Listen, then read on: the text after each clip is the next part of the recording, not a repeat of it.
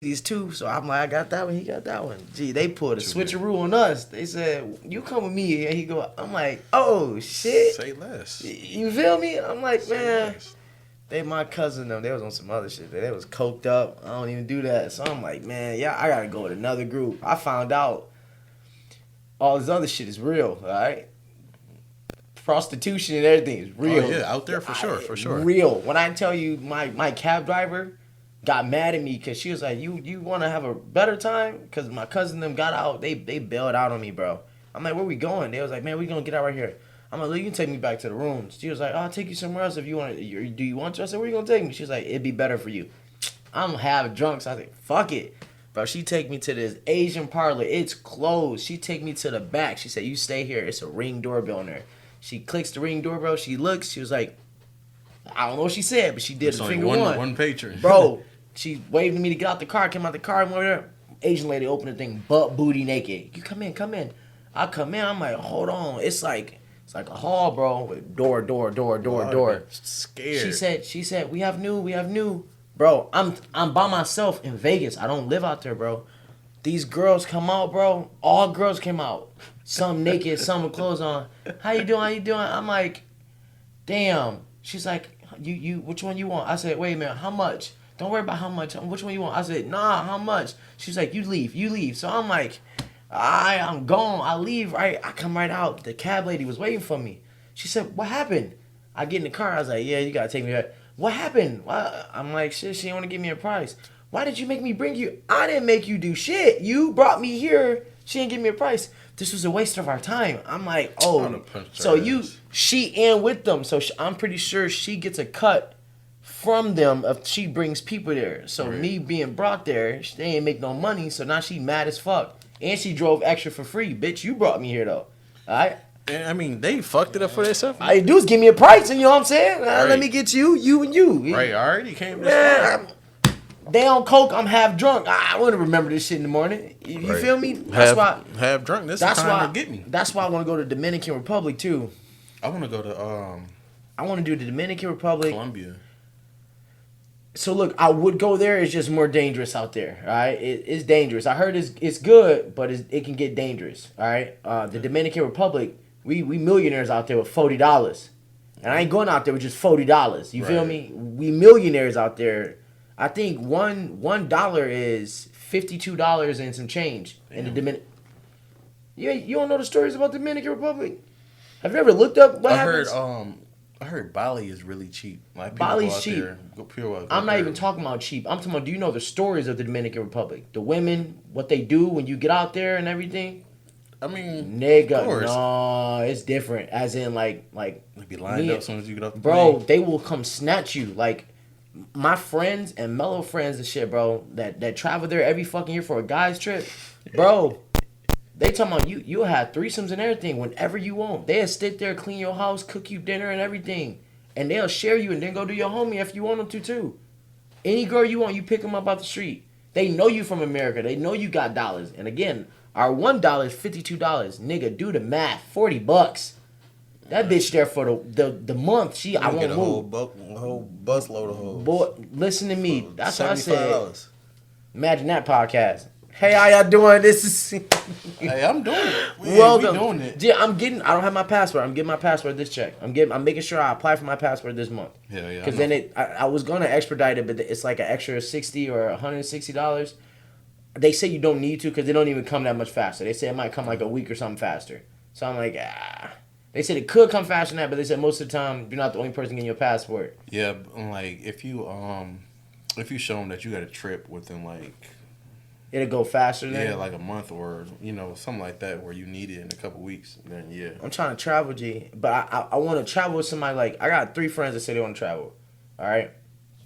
Saying is one thing. Like, I'm about it. When I say I'm going to do something, I do it. Right. Like, I want to do it. I want to travel. You know what I'm saying? I could go by myself. We could try. I could go by myself, but I know me. I'm capable of getting into a lot of dumb shit by myself. And I'm the type of person that you need to be smart by yourself. You know what I'm saying? It's different. We'll get less tried if we with somebody. You go by yourself, people, hey, he not from here. Right. I seen that nigga on YouTube. Hey, we finna get this nigga. Like, that shit different, bro. Hell yeah. But Let me make sure this shit is actually rolling this camera, bro. That's the other thing. I'd be so self-conscious about if the shit be rolling. You self-conscious about what? If the shit be rolling or not. Like, I'd be like, damn, not self-conscious. I'd be so Word? paranoid. Sorry. That's the right word. Paranoid, like, damn, that ain't the record button? Like, I want to travel, G. You better be, look, we going to do this and we going to travel. Right. And then we're going to do more of this. And we're going to travel some more, too, all right? Right. The cycle Like, is never ending. I'm telling you, G, like, I'm cool. I'm 29 right now. I'm making good money. If I get this promotion, I'm making great money. I ain't got no kids. I want to travel. I want to do some, like, we rare, bro. We rare, and people, like, every time I meet a girl, oh, you ain't got no kids? That Wait shit a minute, rare. I don't know when I'm gonna settle down. Like, it's gonna be in my 30s for sure. Definitely before 35. Mm-hmm. If I don't got a kid before 35, then I'm meant to go adopt, or it's just not gonna happen. I adopt a athlete. I'm like, you gonna get me somewhere. We gonna do this together. Hell yeah, but if I have a son, off rip, it's over with. All I need is a son. All I need. Once I get a son, I might tie these motherfuckers. Right. You know what I'm saying? What is it? A vasectomy? It's over with. I'm getting snipped. I'm cool. I don't want to produce no more. I need one son. Right. I might think about having two because it's a chance these days. He might not want to reproduce, but I need you to reproduce. Bro, I keep some shit in the bank. No, but it is low key. I think it's reversible. No, a vasectomy, you can reverse it. Yeah, so I found that out that you can actually reverse that. Yeah. But after I have one, I'm gonna get that, and then if I want to reverse it, I'm gonna reverse it. They say it's like a 0.1 chance that it don't work. 0.1. Worst case I'll take scenario. my chances. Yeah, Like, I got a son. It's cool. right. Worst case scenario, I can just keep shooting blanks and and be all right. Dude, I'm telling you. But yeah, let's go ahead and get started, man. Welcome to the pod, everybody. Welcome back. We are here yet again on another warm night, I should say. Night. I think that's the first time I didn't say that for sure. But yeah, we got another special guest. That's Carlos Curry. What up? I've been knowing him since. Damn, It's been a long time. it's been years. I'm not even trying to calculate a brain. I couldn't even tell you. But yeah, this is somebody that I met. You know, through sports, you meet so many different type of people, and these are the people who really stick with you, no matter how far you go in life. Just because how green you are as a person when you do meet them. Yeah. Especially if it's like a youth sport or even high school. You know, like, bro, that's the time of your life. I remember more people from sports than I meet anywhere else. Like, Right. it sticks with you. And then I used to watch your games. I'm like, hey, look at Trey going crazy. You know what I'm saying? then you end up going against each other like, hey, man, fuck you. I don't want to see you no more. And then we went to playing with each You other. know what I'm saying? Then you go to play with each other and shit like that. And I remember in high school, everybody used to go to their games, and then after the games, everybody at the same party. Somehow. You got people from Joliet Central, Joliet West, Plainfield Central, South, Right. JCA, anywhere. Everybody ended up at the same party. It was crazy. And everybody knew each other, man. It was always a good time. That's why I tell people the time to be alive was probably between 2011 and 2013. That was like the best. To me, that was, man, it was crazy, man. That was a great time. That was a great time for sure. But I think summer 2020, definitely summer 2013. That was a great man. year. And then summer 2016, for sure. And that's when Uzi was busting. Okay, so that's a different type of vibe, though. Right. You know what I'm saying? So, like the music and everything, and Uzi had everything going crazy, but I mean, like, parties and house parties and everything was still parties. I think it started to die down 2014, maybe started 2015. That's when everything got out of control. Parties ain't parties. People just standing there. I'm talking about when we was growing up, parties was party. Everybody was in there juking. Yeah, being able to be of age in the early 2000s or at least the 2010s, it was crazy. That was a privilege to be a part of. Everybody was out having fun. Don't get me wrong. You still had some people that was on a little bit of bullshit, but everybody for the majority was there just having a good time. The most you had to worry about was getting kicked out. Like, we got too many dudes in here. You gotta type shit. Y'all gotta go. We don't know you. Like, I never forget, man. It was me me, my group, and one of his other dudes that he cool with us, man. It was a Halloween party. We got in there. It was kind of lame, bro. We turned that shit up. Like, they let us be the DJ and everything. G. He either had an Obama mask or a Donald Trump mask. Whatever he did, bro, we had the whole party jumping. And dudes that was house it was like, oh, y'all gotta go. We was like, damn, kid, we the one that got it tight. Oh, y'all gotta go. We was all the way up in Manuka, bro. So we get kicked out. Tell me why this motherfucker said, all right, we gotta go bet. Dude called the cops on him. Got the cops to shut it down. I said, G, your ass is stupid, man. Like, shit. It was different vibes back then, man. It was always just a good time. Like, even when we did that shit, we did that. He shut down that party. We go to a different party. We see the same people at the new party because that party got shut down. Man, it got shut down. We was like, yeah, we called the cops on it. Nah, crazy. Fuck it, though. We weirdo. Crazy, man.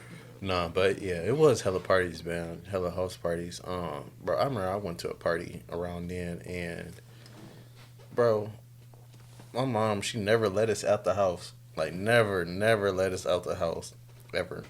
So this lady finally let me go to a party. Mm-hmm. And you know me, quiet all the time, bro. I'm in that bitch. I'm in that bitch scared, low key. It's just me. I'm with my guys and whatever. But I had met them there. So, long story short, fight broke out. Cool, it's just a fight. Mm-hmm. Motherfuckers got to talking about they got a gun. Everybody go outside. They started shooting. Everybody run back in, bro. When I finally left, I looked where we were standing. The whole wall was shot up. Damn. Mm-hmm. That ain't that party when that girl got shot, was it? Hell nah. Bitch got a punch with a padlock. That party. Yeah. My mom, G, she was different. Mona, I love you, Mona. Ramona Curry, I love you so much. My mama, man, she was different. She wasn't for none of that shit. Wasn't nothing. So me and my group, me, Tony, and Mello, man, we used to always just spend the night at each other's houses. Like, whoever mama was cool that week, we would stay over there because we could go to a party from that house. If we was in trouble over there, we had to go to each other, like, another house and everything like that, man. When I tell you, high school, man, we used to be walking up and down the street to each other's house. Like, our moms weren't dropping us off for shit. She's like, you want to go to your friend? Go ahead and walk. We'll walk. D. Mello used to send us off, G. He used to text us like, hey, I'm on my way. We used to walk and try to meet halfway. Dude ain't never leave the house. So we walking, we would be there. Finally, we like, bro, where you at? He coming out the door, like, right when we pull up to his house, said, you fucked up, G. He's like, man, y'all here? We might as well just stay at my house. Like, he crazy, man. But whenever it came to parties, we used to just switch off, go whoever house we can go to, and just enjoy the night. And then my mom like, you was out this week? I wasn't out, mama. My mama went for none of that shit. Go sit your ass down. You ain't doing shit this week. Mona was on me, man. Man, so would you put like between 2013 and 2016, those parties, or would you put those over your college parties? Man, hell no. I wanted, so it's different. I ended up going to Royal University. So me personally, beat the piss up. Take it easy, all right? I feel like it depends on where you go, because my college parties, like, it was like a hit or miss. Like, sometimes people would be decent, other times it's a frat, bro. Everybody just standing there. Ain't nobody really dancing, nothing. Like, you get your good party. Some parties be decent, but I'm sorry, like, the parties in 2013, 14, it was dead. People was there to party. It wasn't, we not hearing no socials. I think once you got to 15, 16. I remember motherfucker was doing dances, sweet. Man, it turned to like a social gathering after like 2015, 16. It was like, man, we supposed to be partying.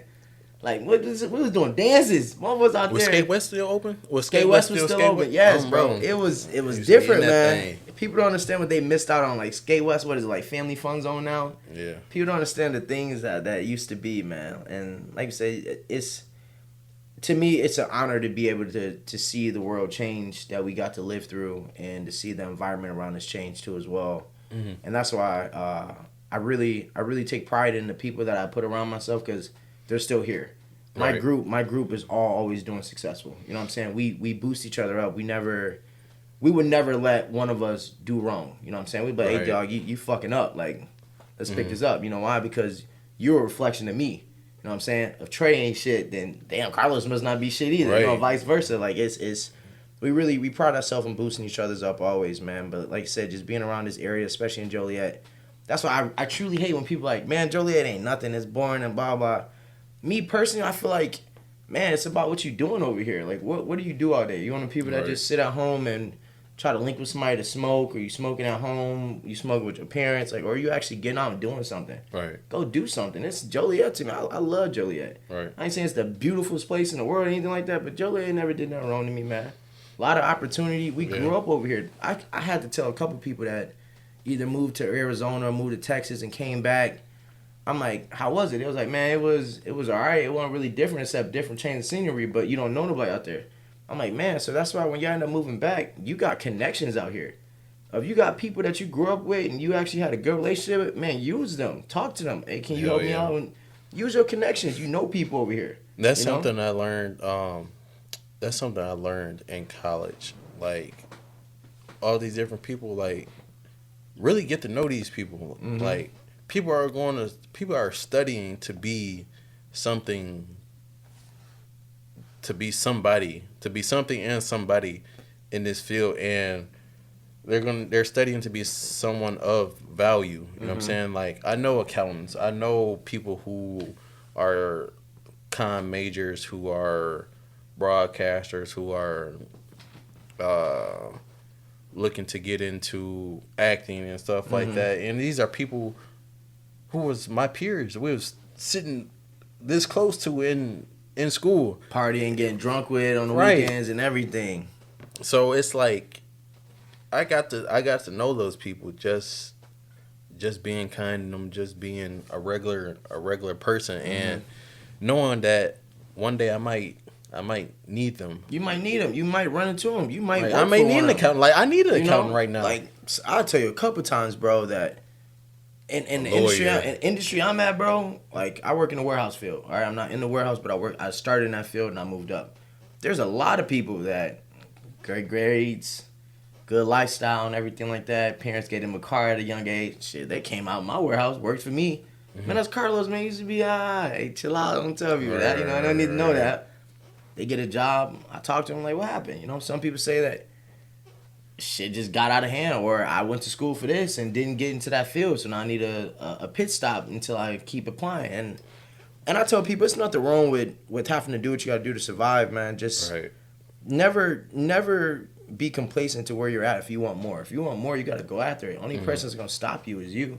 All right, and like I said, and if you got people around you that ain't really there for you to grow, they're not gonna tell you doing wrong, so they're gonna try to keep you where you at. Like, hey man, you got a good job, man. Bro, everybody want to see you. Everybody want to see you doing good, but they don't want to see you doing better than them. Because they got the power to help you do good, but they won't do it. You know what I'm saying? That's why me and you talk. We'll find out who our homies is. We want to take this shit serious. Hey man, we made a new podcast. Go share that video in there. It take 30 seconds. You ain't gotta put a status. Just share it. You know what I'm saying? A lot of people can't do that. You know what I'm saying? Like, I drifted away from the social media field, and I can tell you, like, firsthand, every year before last year, I used to get, like, 200, 300 comments. Hey, happy birthday, blah, blah. I stopped using social media for a whole year. This year, I got, like, 30 comments. That's it. I'm like, did I die? Like, dang, G, it's crazy. You know what I'm saying? I got a couple people that text my phone, you know, but 30 from 300 and 200, I'm like, and that's just from not using social media for 1 year. Next year, I probably might get one. That's just for my mama. You know, my mama wake up and happy birthday to my son. It's crazy, man. I seen somebody the other day, bro. They was like, man, how you been? I was like, I've been good, decent, man. I don't really do much. Oh, I ain't see you at the bar in a while. I ain't go out in a while, you know? I'm like, yeah, man. He's like, man, we got to chill, get a drink, man. Your birthday coming up soon, right?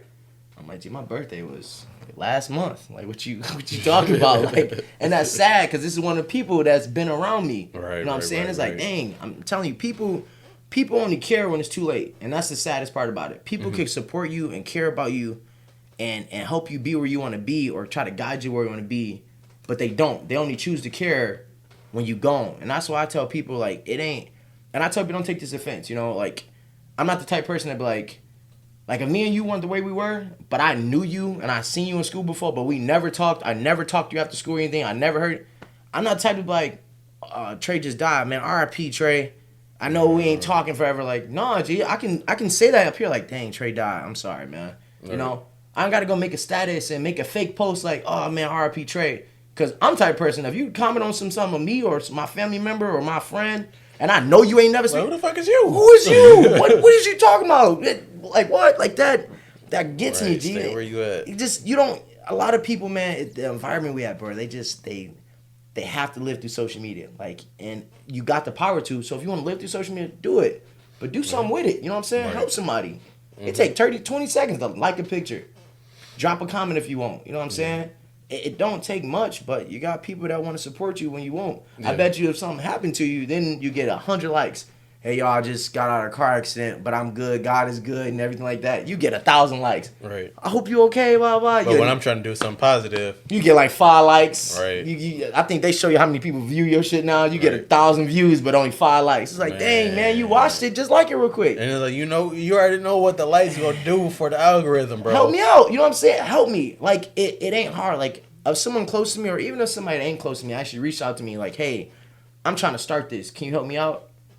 Well, it take me 5 seconds up. What do you need? All right, like, damn, to go to the extra mile for somebody to change somebody's life. Nah, don't hit me with it. Can you help me out with $100 if I don't know you? Like, hey, G, nah, you cool. That's too much dip on your chip now. That's too much, man. But like a like or a share, yeah, man, I got you, man. Like it's that costs nothing. It's tough, man, and I want to say the area that we live in, a lot of us.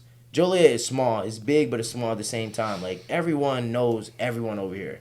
Therefore, I know for a fact that a few people chipped in, it'll equal out to being a lot of people chipping in because everyone knows everyone. Dang, I know Trey. I used to see him in high school. Boom, let me support him real quick. It don't take nothing, man. But people don't live that way, and it's up to us, and it's up to the younger group, and it's up to the mid-age group, and it's up to the older groups to show people, man, support people. We can help each other glow up and get up out of here. You know what I'm saying? But it's us. If we don't do it, it'll never happen. And don't be naive now. If you was a shitty person, yeah, then don't. Right. Or if you done burn a lot of bridges, or you not doing business correctly, and if you're not just being a stand-up person in general, don't expect too much now. Yeah, it's different. Because it is people out there. There's like people that try to turn a blind eye to everything they did and just be like, hey man, I'm starting a business. I know I called you a hoe back then, but I ain't even mean it. We as kids, I may have robbed you once, but I'm cool. And that's water under the bridge now. Like, why you bringing up old shit? I'm gonna fuck you up when I get a chance. Up old shit, man. It's crazy though, man. But it's up to us. If we get people that can actually show a little bit of, I'm talking about a little bit of love. One like, you ain't even gotta heart it, you ain't gotta comment. One like or a share, bro. Like it take 30 seconds. Man, I don't look too deep into that, man. Like, especially when it comes, people be distraught. I'm talking about heartbroken when they family members don't. And I mean, I get it, and I do have those same type of feelings. But at the end of the day, man, one, I know I'm thinking bigger than that. The goal is bigger than. The goal is to be supported by people bigger than my family and bigger than people in my city. So I'm trying to reach a broader horizon.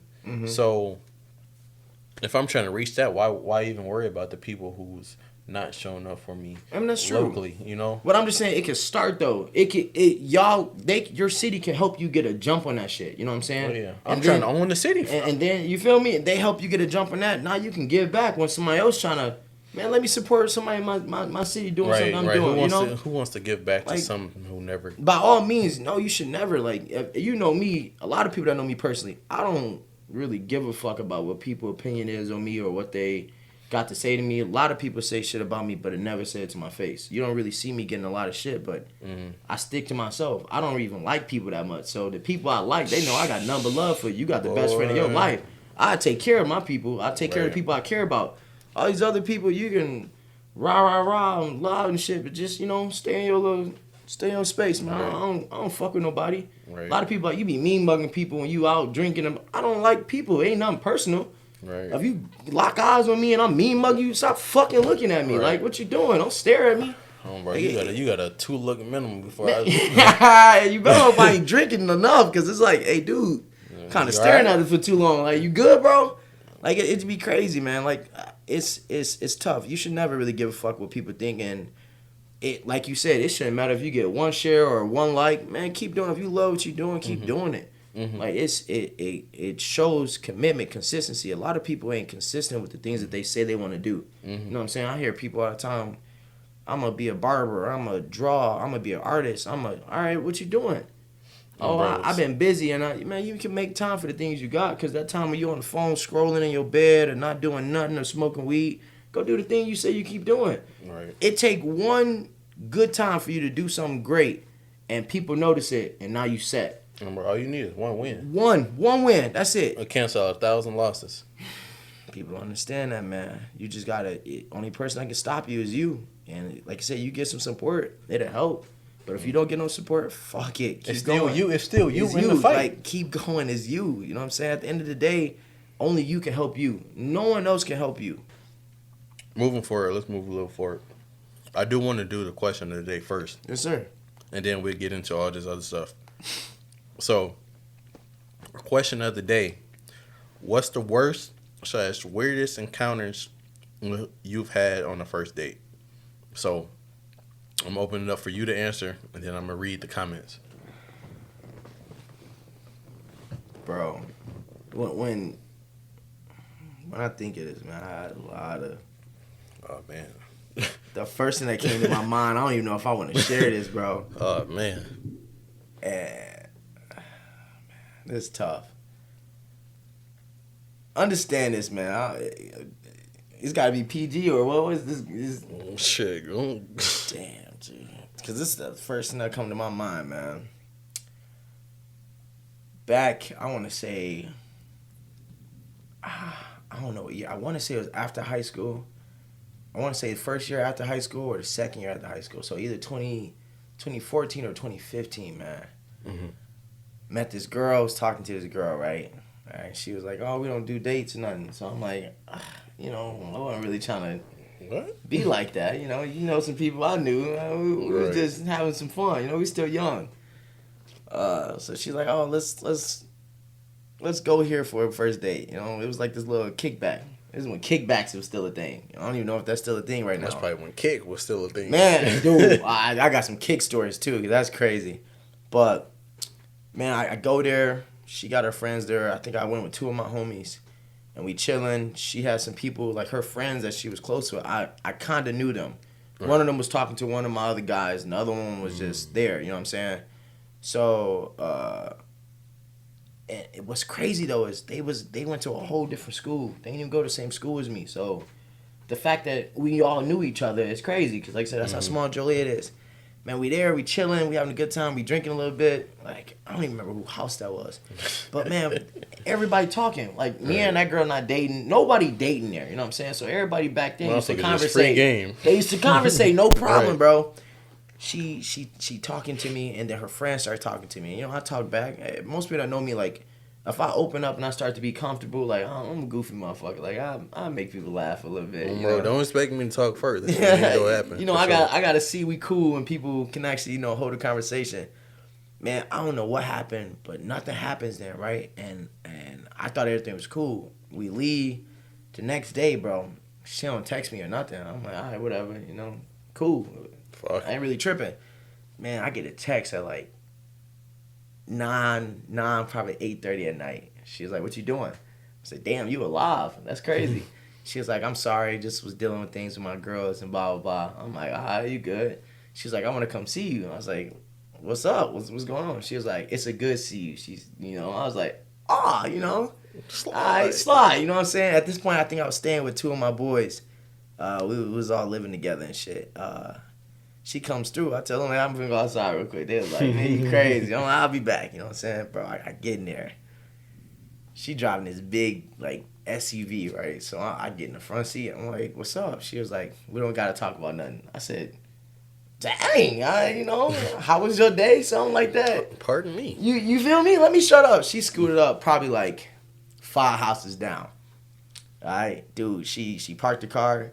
She scooped my seat back. She was tiny, she got there and did some things, and she was like, she said some shit like, don't finish without me knowing. I'm like, all right, whatever, cool. You live your life, I'm chilling. Go crazy. That's that's one of my favorites. Go crazy. I sit there, so I give it a, hey, here it come. Dude, shit happens, right? Man, this shit crazy. It happens. I'm like, damn, I'm relaxed. It's over with. Like, I'm over. I'm drained. Fucking depleted. Yeah, you feel me? Like, you don't even want to move, bro. I shit you not, bro. This is embarrassing. This is crazy. This is outlandish. What I'm about to tell you. Bro, she finishes. She leans up and goes like, spits it in her hand and smacks me on my face and said, don't ever flirt with my friends ever again. Trey, hear me out, bro. I was younger. I was baffled. I had so many emotions going through my brain. Like, I didn't know what to do. It was so fucked up. And her tiny ass gets up, hops over to the driver's seat and says, you can go back now. I'll see you tomorrow. No, you won't. Trey, I was baffled. My brain started asking me, like, did you flirt with somebody yesterday? Did you do this? Bro, I would have sat What? back in the seat like this. I was stuck. And I had the beer right back then, so this shit came off and it dripped down. So I'm stuck. All right? You just made me share this to the world. I'm stuck. Like, if you ever hear this again, I was baffled. Outlandish. If I saw her today, oh my god! You don't understand, G? I end up pulling my sweatpants back up. I had some Nike flip flops. I put my foot back in the flip flop. I looked at her. She was just smiling, and I'm like, damn, you just smacked me with me. Like, what the fuck? Who thinks of that? Like, ladies, don't do this. Not these days, because you might end up on a milk carton or a t-shirt. Don't do it. That was back 2015, 2014. I was dumbfounded, bro. And I looked at her. She just sat there smiling. I put my pants up. I put my Nike flip-flop on. I get out the car. And again, I'm living with my homies right now. So I'm like, I can't go in like this. You gotta go in that bitch with a smile. You feel me? Like, I'm like, all right. But then I'm like, I got this. I got a little bit on. So can't use my shirt because it's black. So I had to like pull my shirt out kind of like this. Oh, bro. For the inside. You feel me? The inside. Inside joint. And she drives off. And I'm just like, did this really just happen? So I'm like, let me get my motherfucking bearings back together. I would have to. Bro, I'm ready to go. I go in there. They're like, dang, bro, that was kind of quick and shit. I was like, yeah, man, shorty good at what she do.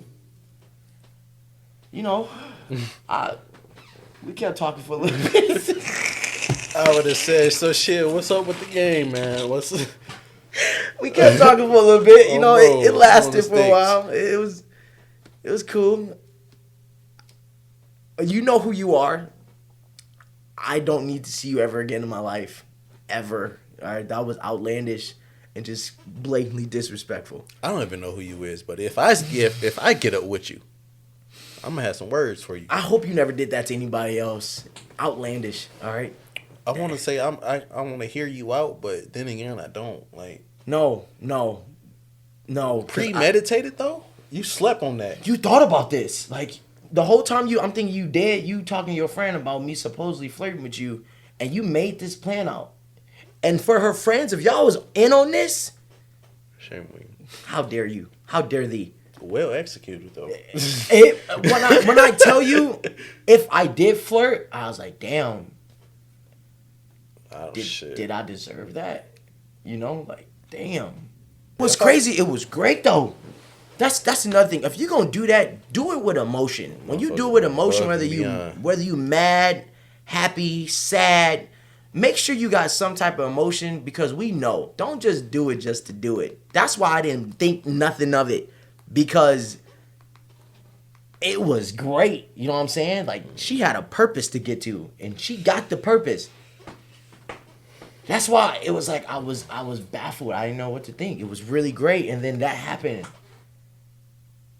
I I think that still won though. It was crazy. Like, I was gonna say I don't see a lose lose.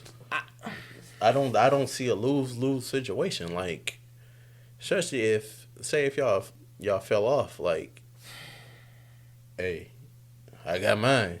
You should have got yours. I got mine. It was great. That was probably that was top 15. Top 15. Well, I'm gonna let y'all know that I don't have a story that What will the probably fuck, come close dude? to topping that. You gotta have something. To topping that, You gotta have something. I need you to top that that's because what it needs to it needs to distract everybody from what just happened. I am a young, nice Christian black male. I'm like the devil, but it's like, you know, you get what you get. Damn. Come on, That's a hard follow up. make up something. Like That's a hard follow up. I wasn't even expecting that. I didn't even want to talk. I don't know why I just let that out. I'm be honest with you. It was. Oh, we gonna get some views off that for sure. Yeah. We gonna get some views off that little segment for sure. Again, very executed perfectly. She was a mastermind. Mastermind. You deserve. A round of applause. Yes. I ain't gonna lie to you. You know what? We should take this moment. That's what she should be doing to herself right there. She's like, I did that. I did that to him. That was me. She's gonna make her new Instagram, Twitter, and TikTok page that says, I was the girl that slapped him. She gonna make a Finsta. They gonna, oh my God. She gonna make a Finsta. She gonna blow up off that shit. And that is crazy. No. I ain't never been got by many, but I got by her. I try to make sure I don't get got before I get got. I would have had to hit her with a people's elbow or something like that. I'm telling you, a lot of people, the people that's close to me that do know that, a lot of people like to say what they would have did. You gotta be in that moment. That moment was. It's like you can argument like if you say you're in a relationship, you can argue with your significant other. Y'all fighting it, blah, blah, blah. The moment she do those duties, you don't care about nothing y'all just said. It's over with. You cool now. You like you thirsty? You want something to drink? You hungry? Shit. Whatever you wanted, you was right. You want some num-nums? You want McDonald's? you want the number 3? You want the number 3? No cheese? Like I'm telling you, you don't think about that shit no more, man. Hell no. Different. It's. No, that was wild. That was my most craziest story. Crazy. I honestly don't know. Like, I remember, if we speaking in terms of that, like, I went to see this girl, and I don't even know what year this was. I was just in my prime. You was in your prime. I know it was summertime for sure. I went to see this girl. She was talking big game. Yeah, okay. Went to see her, right? I'm over there, and she already giving me some weird vibes. I'm like, bro, I just talked it out. I'm like, I'm finna just do and go and get up out of here. This ain't one of them. You got a mission. You gotta get this mission going and get it out. So we both knew prior to what the expectation was. So I get over there. We talking, whatever. I'm chilling. You know me. I don't do too much anyway. So she get to talking about. So I bet you thought you was finna get something coming over here, huh? Shit, I guess not. I would have like, nah. Shit, I didn't think. Shit. If it happened, it happened. So I'm just looking at her. I'm like. Shit, you want me to leave? So is it time for me to go?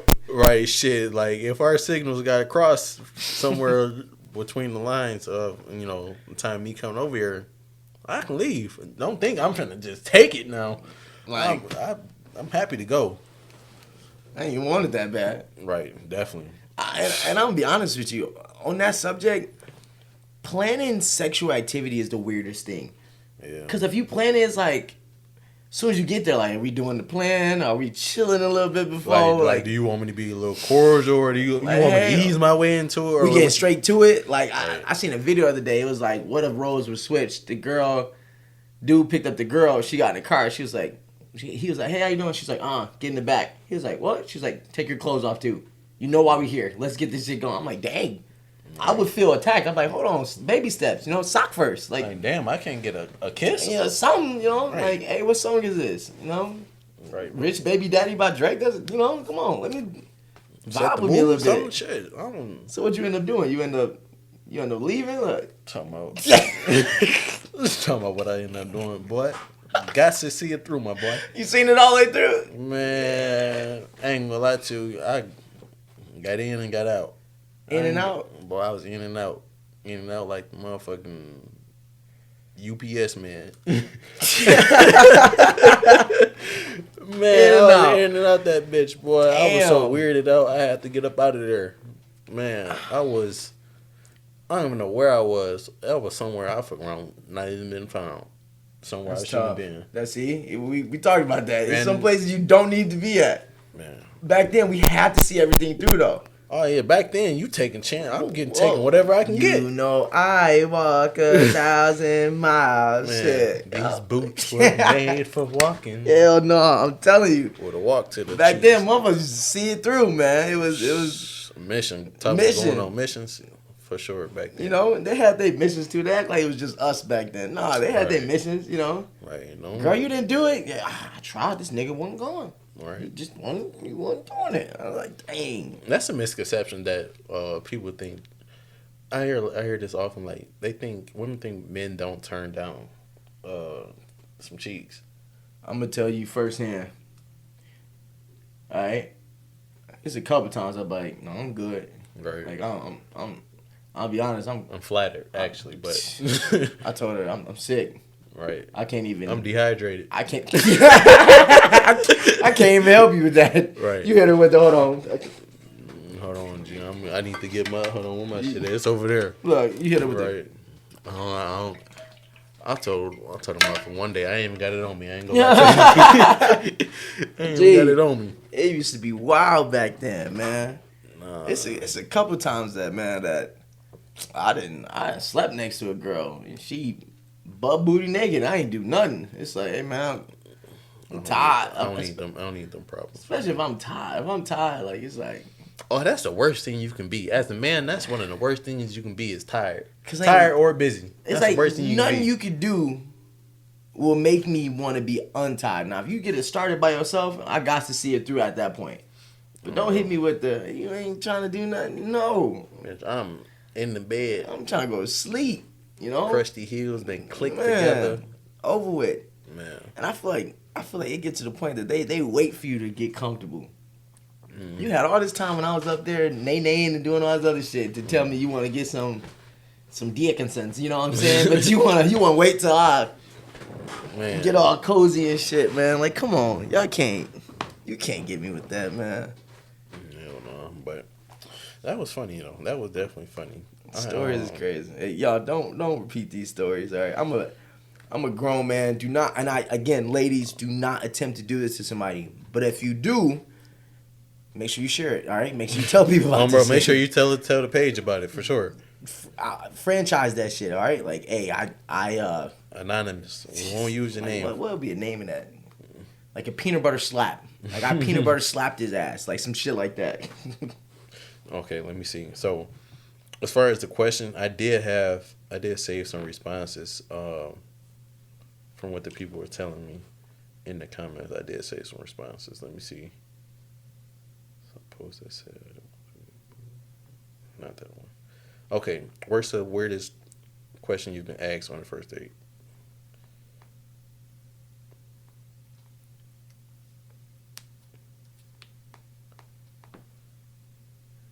Okay, so this one says, have you ever eaten a man's ass before? Reply, would you like to? And then, no, not reply. That's part of the message. Follow-up question, would you like to? Reply, sir, I have only known you for 72 hours. Not, and like, do you even wash your ass properly? That's wild. People really be out here just... To blatantly ask that when you first meet somebody, like, that's some blueface shit, G. Like, You remember when he went on that date and was like, so do you fuck on the first night? Right. Like that's Whoa. he got straight to one. You eat booty. Whoa. Then she hit her with a nice counter. Like she had the Uno reverse. Do you clean your asshole properly? Facts. I would have liked to know his response to that. You know, did this happen that night? One response. Yeah. Did this happen that night? You know, bro, I do want to know. I think you should follow up to find out if that did happen that night.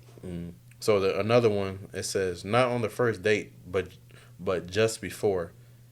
There was he said, if I could bring a box of my poop for him. So I don't know if this is a new age thing or what's going on here, but all these feces talk. You gotta be born. Whoever did that. Oh, that's a 2000 kid. 2000s, sure. Yeah, because that's out of pocket. I'm gonna be honest with you. Right. Out like you over here somewhere. You want a box of poop. To do what with? What Juicy say? What you mean by that? Like what you mean by that? Like what's going on here, man? That's gotta be a 2000 kid. Y'all watch out from the 2000s. Anybody that said I was born in 2000 and there's an and out there. Like you gotta watch out for them. You know, no. There's a few good ones out there. I know y'all live your life, but some of y'all on some weird shit. Right. Buy some shit patch. Yeah. Okay, so this next one said she asked how it felt about hitting her with a 2x4. Later that night, proceeded to show me a pic of said 2x4 on her phone, named Melvin. I gathered myself and I left ASAP. So the girl asked him how did he feel about hitting her with a 2x4 named Melvin. Yes. Showed him a picture of and it. showed him a picture of Melvin. Yes.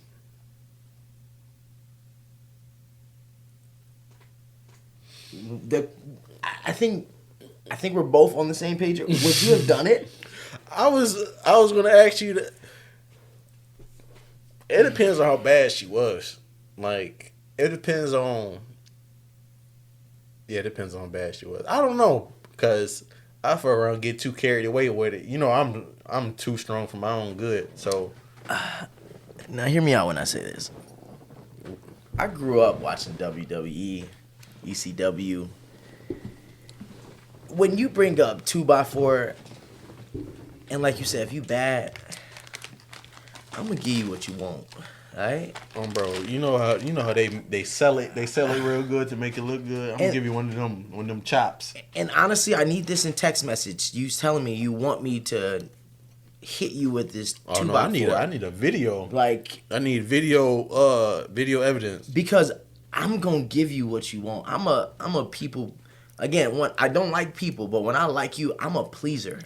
If you want to get hit by said 2x4 named Melvin, I'm gonna beat the Melvin on your body. You feel me? You might as well name that bitch Trea. Melvin, because then I might. That's something that made me want to question too. Why Melvin? It's like some fantasy. Why Melvin? You know, you got daddy issues. Might as well name that bitch Drone. Like Tyrone. You know what I'm saying? You know, Big Brody. 2x4, Big Brody. Right. It also depends on her size too. You feel me? Cause if you a little old lady. Now I gotta think about it. Cause now I probably like if you petite, I can't hit you with this 2x4. That shit gonna hurt regardless. Like you might die. And what's next after that? That's my biggest like. So I do got fears of dying. Like I don't want to die naked. I for sure don't want to die naked. Naked and cold. Man, naked, cold, shriveled up on shrimp. Like it's just a bad look. Like it's not a fair representation of me, and also don't want to get killed by an animal. It's just embarrassing. Like damn. So, me personally, I'm not afraid to die. I've never imagined me dying, but when you said being cold and naked, you know, this is that moment that I need my you know, anybody that ever had any type of thing with me, I need you to defend me. Like, oh no, girl, it was cold, you know. It was cold that night. It was cold. Like, yeah, help me out. Don't be a nigga. You know, help me out. Help me. My back's against the wall. All right, it's cold as hell. I'm in the casket like this. Shit, help me. You know? Right. Then you know that table that they put the dead bodies on is metal. It's cold in there too. Right. Like, come on. Don't. Bro, I need you to stand up at the funeral. Like, I know y'all all know how he died. I know y'all seen the pictures, but they ain't doing no justice. And then when it goes to the animal, you see me fighting a bear. You help the bear, all right? Because I'm going to do the most. Anything I can do, all right? Because I've heard ways to get away from a bear and things like that. They say you got to piss on yourself, act dead, like all this other shit. Bro, you got to get big. You got to...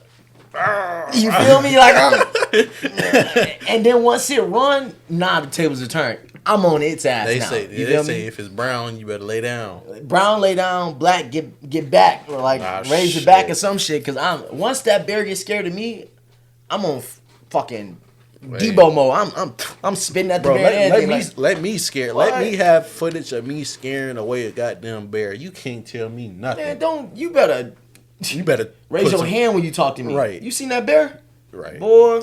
You seen what the fuck I did to that bear? You think? Imagine what I would do to a nigga on the street. I'll be honest with you. So for the longest, I got this like scar on my face. A lot of people's asking, how you get that scar on your face?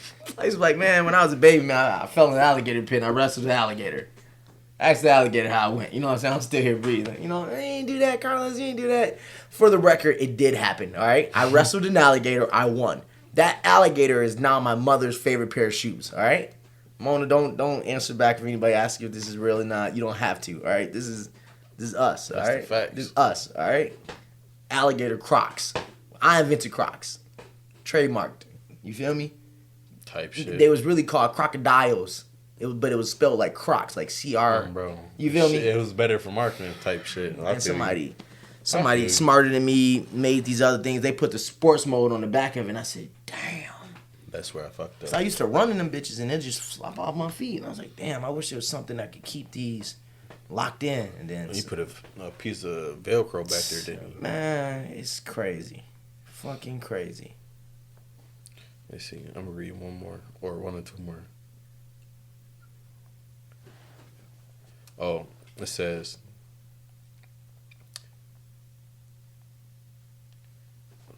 if my GF finds out about you, do you want to do a threesome if I can convince her? Wait, hold on. This is a dude. Yeah. Or is this a girl? No, this is a girl saying the dude said this to her. Yes, it's a girl. So a girl said the dude said if my girlfriend finds out about you, would you do a threesome with us if I can convince her? Yes. I'm be honest with you. I like his balls. Whoever that is, you got some. If men, you got big men balls. are gonna have anything. If they're gonna bring anything to the first date, they're gonna bring some audacity. Cause hear me out, all right. A woman's gonna do whatever she gonna do with you if she wanna do it with you, whether you with somebody or you not with somebody. So the fact that he laid it on the table because she went on that date with him, that means she was somewhat already attracted to him, or whatever the case. You know what I'm saying? Y'all this far. Now he hit her with the, yo, I got a girlfriend. If my girlfriend down for the threesome, you down for the threesome. I'm not even mad at him. Bro, you can go scathe free. By all means, he didn't force you into it. He didn't tell you. He said, is you down? You can either say no and leave, or you can say, I'll take the steak. You take that steak, you know what that mean, though. You, right, motherfucking got fed, got laid to bed. You feel me? You eat that up. steak, you know what that means. She like, I don't want the steak. No, you can get the steak, but if you get that steak, you know what that mean. You know? Hey. You know? Right. Get the steak if you want. You get the steak, don't make no mistakes. Hey, I bet she was contemplating. They're asking questions. Like questions. Me personally, too, it one of the deciding factors, too, is where did you take her? Like, type shit. That matters. You can't ask her at no Chili's. At no Chili's, no Texas Roadhouse, or Applebee's. Like, nah, you got to be in one of the Chicago joints. Man. You got to take it to Perry's. Where you got the nice view and shit and everything. You got the mood right. You got a candle lit. And she's like, oh, thank you for taking me here. Like, look, I got something serious to ask you, girl. Like, you got to. Now, listen, man. I got a serious question.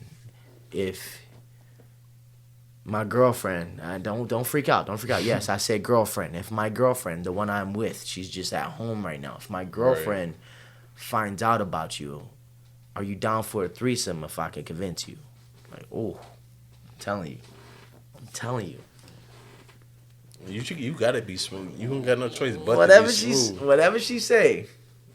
What's that? To stop recording, settled in and everything like that. Then you can go do whatever you need to do. And then Friday come, you know, you ain't gotta wake up early. You just flew on the plane and everything, relax, get some breakfast, go to the gym, some shit like that. Friday night, you know, live your life. It's different. I feel like if you should always travel on Thursday, be out there Friday, Saturday, and Sunday. If you want to do a weekend trip, that's if you know a weekend trip. If you don't do a week, bro. Monday through Sunday, that's your week trip. Because one of them days you just gonna want to sleep. You gonna want to sleep. You know what I'm saying? Get some shit together. Why not be a Thursday? Why not wake up with the whole day? Like I got the whole day Friday, then Saturday and Sunday. I feel like if you're gonna do a weekend trip, you should leave on Thursday, and then come back. I mean, be out there Friday, Saturday. If you leave Sunday, it's not too bad because you can again, leave Sunday night. You know, you can leave Sunday night, yeah. Because people work. You know what I'm saying? So Right. people out there probably got work Monday. So they ain't gonna be much happening outside. You might catch something. All right. You might catch a late night flick. You know, you never know what you run into. Mm-hmm. You know, you miss 100% of the shots you don't take. So funny story about that. So the last time, I don't know if this was the last time I went to Vegas. It might have been. Okay, it might have been because it's been a minute since I been able to go see my dad. I'm busy. Mm-hmm. So I had went to see a Future concert out there, and when I booked the tickets, they was high as hell here. Sheesh. So I'm like, I wanted to go see my dad anyways, and I seen that he was coming out there. So I'm like, shit, it sounds like a win-win to me. Mm-hmm. So I think I paid like $400 total for like 2 tickets, and Which ain't bad at all. hell no. That's actually pretty cheap. Yeah, and bought the tickets. Fuck it. I take somebody where I figure it out. You I figure it out. type shit. So, long story short, I'm out there enjoying myself. It's just me. I'm out there vlogging. I'm out there shopping, doing all type of stuff. You know, I was on black. I was on Tinder. I was on all that, just bored. So I'm just swiping. I met a couple people, whatever. Then I was supposed to take somebody. Bro, that story is crazy. But I was about to go by myself. Then I had met this girl who was talking. And then I was like, what you doing tomorrow? And then, Like next day type shit? next day. You wild. And this was like, bro, I'm talking about, I started talking to her like the afternoon. Like you swiped right, matched. Yeah. Hey, what's up? Blah, blah. Fuck, what I gotta lose, bitch? That's true. Like you swiped right on me for a reason. Right, say no if you want to. You You just feel gonna me? be asked out. Like- I'll be at the concert. And what she say? I ain't doing nothing. Right. You know. She talking about, oh my God, my friends was going to go, or my friends are going, and I was supposed to go with them, but she couldn't do something. She was probably lying, talking about she couldn't get a ticket or whatever. So, Big Daddy came through. Came through with that free ticket, boy. Hell no. And, yeah, shit, we had a fine day in the afternoon. Concert was decent. It was decent. Yeah, she was pretty. She was, I forgot what she was mixed with, but she was, of a, damn, what was she? Stupid. Stupid. All right. Bad. First off, Right. good move. You had nothing to lose. Right. Her, you need to seek help. You just met this man. All right. You just met this man. Talking about Right. free tickets to a concert. My friend's supposed to go out. That was really like I want to go, but I ain't got Just money. the bread. Yeah. You got a ticket? I mean, she's like, I guess I can go. Shit you with that shit. I mean, you wasn't doing nothing. That shit crazy. Nah, but it was cool. She was cool. Shit, we had went and got dang, I forgot the name of these frees you like, bro. The stuff was so popular out there. It had its own app to where you can go and find different stores that sold this type of like freezy or something, bro. I don't know what it was, but she wanted that stuff so bad. I'm like, man, let me get you this so you can. You got it? You found it? Hell yeah! After like going to like 2 different places, then we went to beat ups. It's the beat ups on the street on the strip. I had to park in the parking garage under. Then I had to take the elevator up to get back to the street. This out in just Vegas? to get to You rented a car out there? Hell no, I was driving my dad. I was about to say, you a real one, G. 300C. I was Ubering everywhere, taxiing, Ubering everywhere when I went to Vegas. Up. Man. I know you was pissed. Walking my ass off, boy. What you talking about? Footing, boy. I would have had a electric skateboard or something. She was like, "You ain't got a car, baby. Your ticket was free. It's time to we gotta You free asking too many. You want too much like, now. You want this icy. You want this free ticket. I already gave you Future. You know, Right. sensational. You feel me? This has been Mr. enough. Sensation himself. Hey, come on. Hey, we shout was, out Future. We was front row. Damn, and it was front row. Hell yeah, we met up with our friends. Damn, you met her friends. Bad. So you had the you was she like top 3 at least out of the friends? No, she was in the middle. I ain't gonna lie to you. That's tough. She was bad though. Nice little. So her friends was badder like that. She was mixed, and she was like Puerto Rican, like all that type of stuff. But her friends, them bitches had a fatty on them. Oh my god. They had a gap right behind them. That shit be. But you know what's crazy? What was blowing me? It was this white couple, and the girl, I don't know what she was on. She was just, they was ready to tussle, and the dude, he was like, he was down for whatever. His hands was trying to At the concert? Yes. So I'm trying to keep it cordial, keep everybody, together. I'm trying to be. You trying to be Father Time, right? Mr. I'm trying. I'm trying to be a nice citizen of Nevada. See, that's the Christian in you, because me, I would have been out there antagonizing everything. I'm for it. Beat him up. Go do whatever you want to do. Get on his ass. Get him. Get her. Whatever y'all want to do. Low key, I just didn't want them to think that I came with these females. That's true. I came by myself. That's to when be you honest scoot. with you. I would have scooted over a little bit. Like, they ain't never finna fight over here. Like, scoot over a little bit. And bro, as soon as they would have came, I would have made my way to the other end. Y'all would have seen me somewhere else. I've been to one concert my entire life. That was the Chance the Rapper Coloring Book concert. Tweaking. That was the only. What, a couple years ago? A couple years ago. It was a while ago, man. And that ticket was free. I was finna say, wasn't that shit free? It was free. No, it was. I want to say it was free, wasn't it?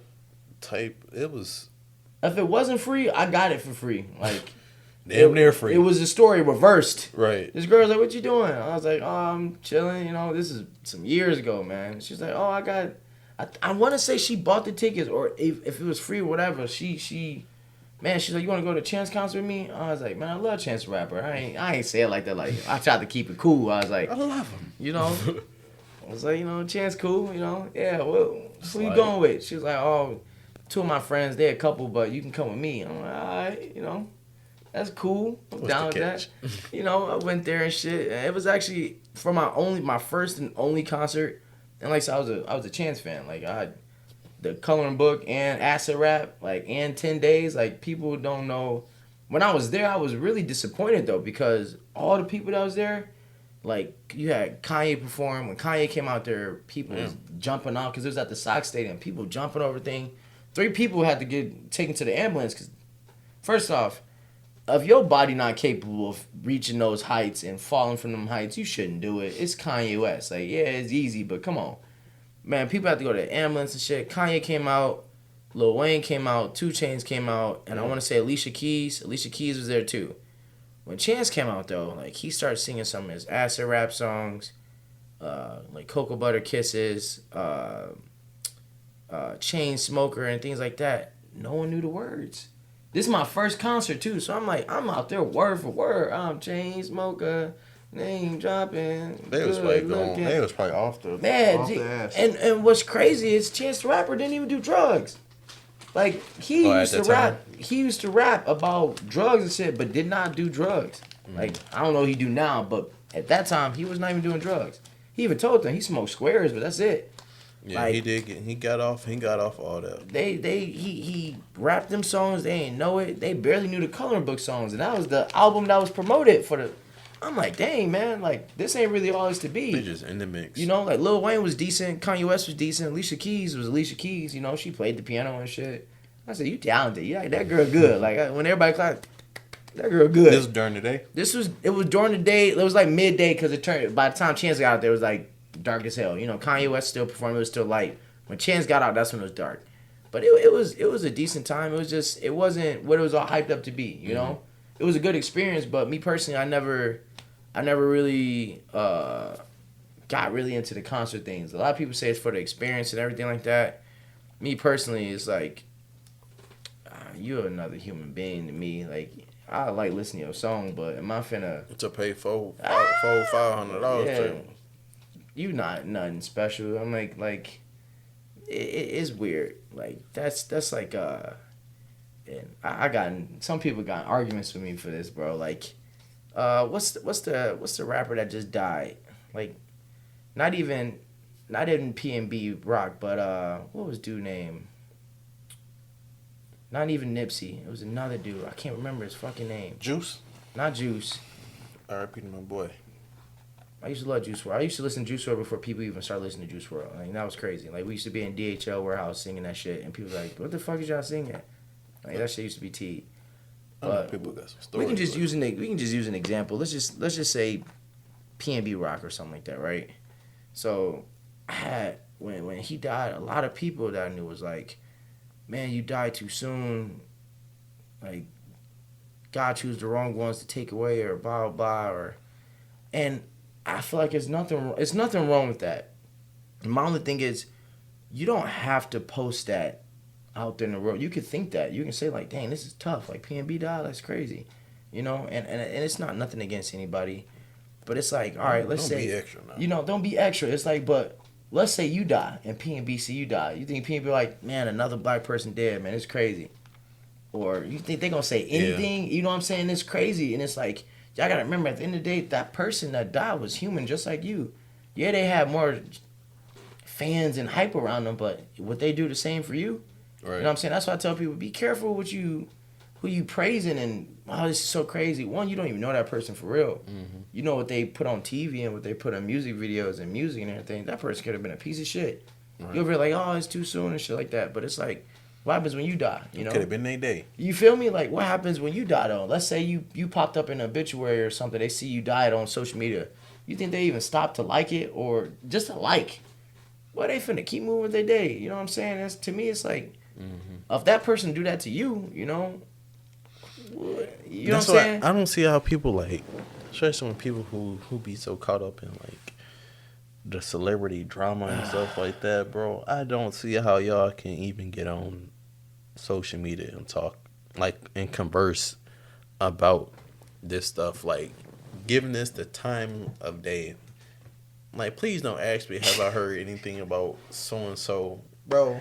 Baddies and shit like that. I'm like, bro, I don't give no fuck about what they doing, G. Like, it's like, I rarely watch TV nowadays. It's like, man, look at the things that they got on there. It's either some ratchet, it's some ratchet shit, or it's some drama shit, or it ain't nothing worth like watching. This is entertaining. I'm like, does this really? But then you wonder why we got the people that act the way they act. It's like, this is what you watch all day. You know what I'm saying? That's like, to me, that's like music. Like, this is what you consume. You consume it. You are what you consume. You know what I'm saying? Like, music wise, like, I love rap.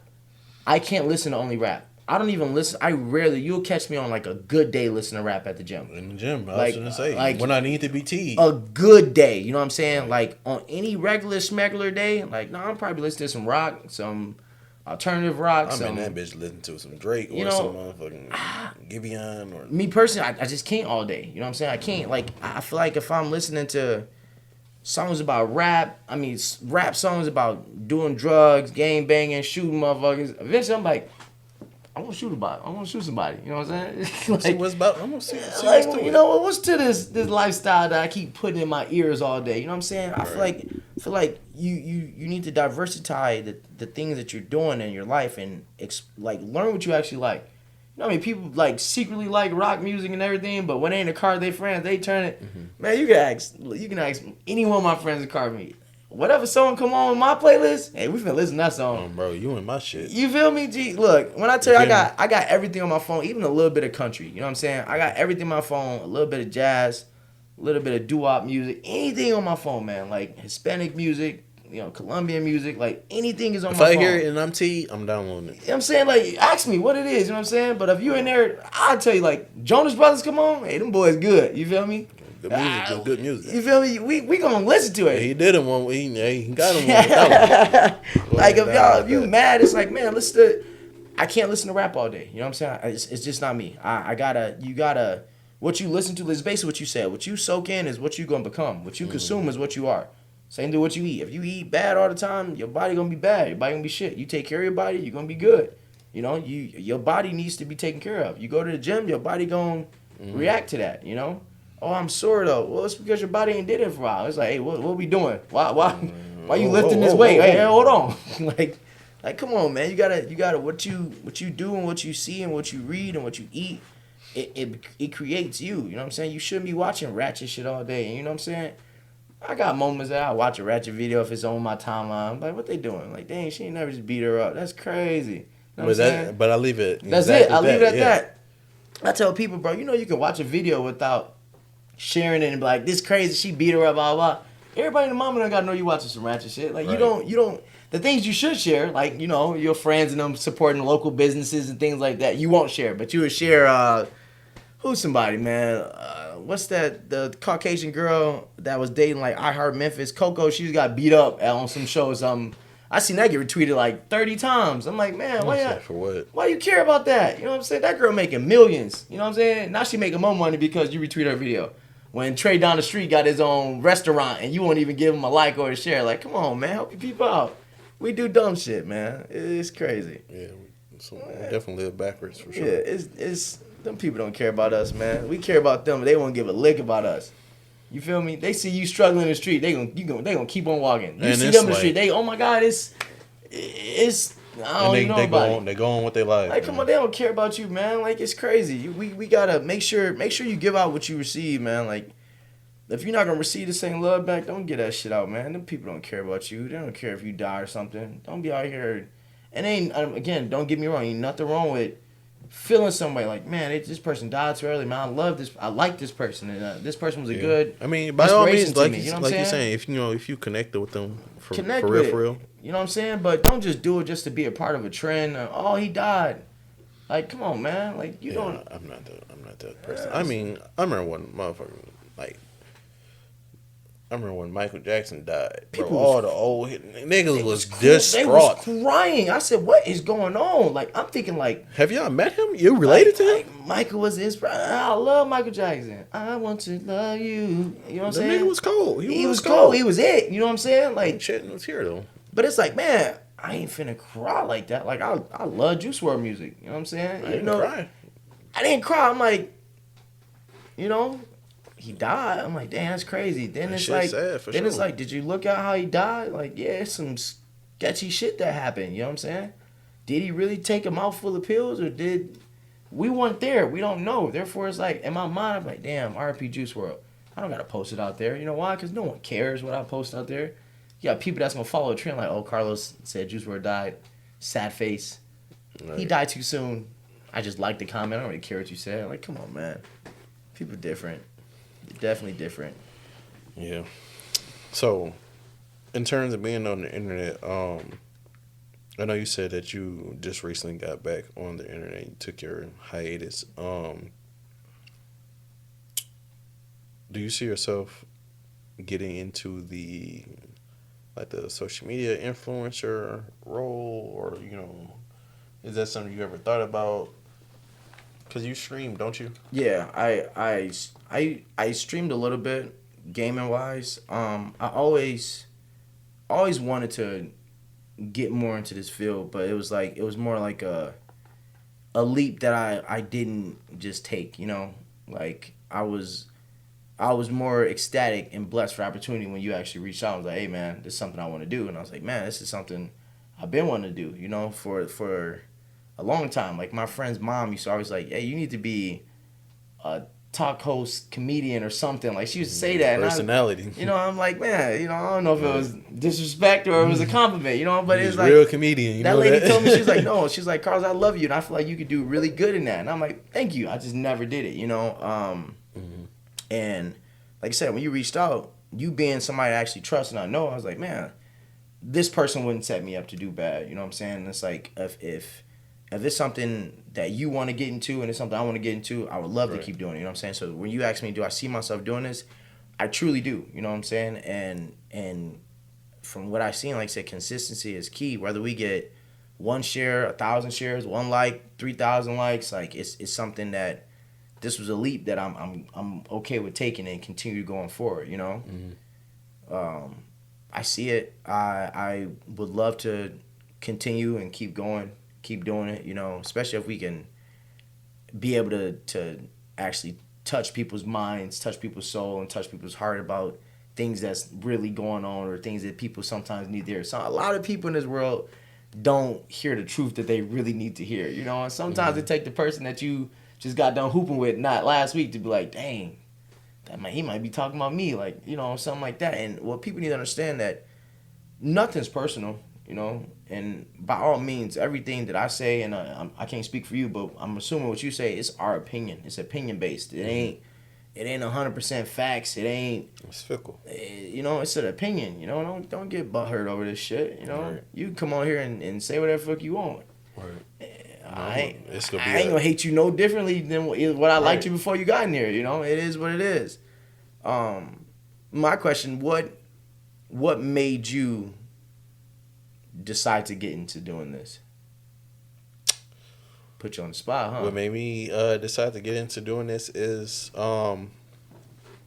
believe it or not, let's backtrack. So, this is something that me and my best friend do all the time. Like, you know, especially during the summer. You know, me and my best friend, we go everywhere together. Me and her, we do all type of stuff. Like, you name it, we probably done it together. But we'll be in the car. Usually I'm driving because she sucks at driving. Terrible. Everybody knows that. Understand that. So everybody knows that for a fact. But yeah, we just be in the car yapping for hours, just yapping, just talking, just bouncing ideas off each other, talking about life, just really just appreciating being in each other's presence, honestly. And yeah, that's where we would be a lot of talks. We were like, dang, people need to hear this. People need to hear that. So one day I'm like, man, I'm gonna just go ahead and do it. Just did it. And then, you know, this was all while, you know, the whole idea of podcasts in general was growing. And I'm like, man, let me go ahead and get a part of that, see if I can do it, see if I like it. And then also to piggyback off that, I must be Dr. Phil or something, because people just feel comfortable yapping. Like, once they get around me, they just get to yapping. And yeah, I don't know. People tell me it's my calm demeanor, my I won't even say welcome me, because I'm always looking mad. So man, you always been neutral, man. It's just right. It was like we could never tell if you was pissed off, you having a good time. We'd been a part of you over here. Right. Like having it's the time like of my life, just like, still face. Dang, Trey, smile, motherfucker. Like your song, come on, he still got the same face.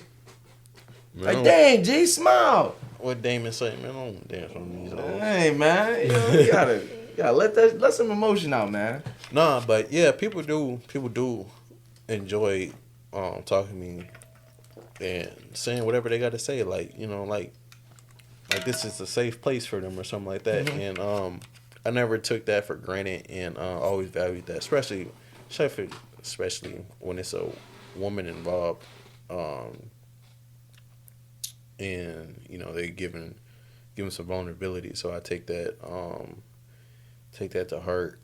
And yeah, just people just be needing to get stuff off their chest and needing a safe place to do it at.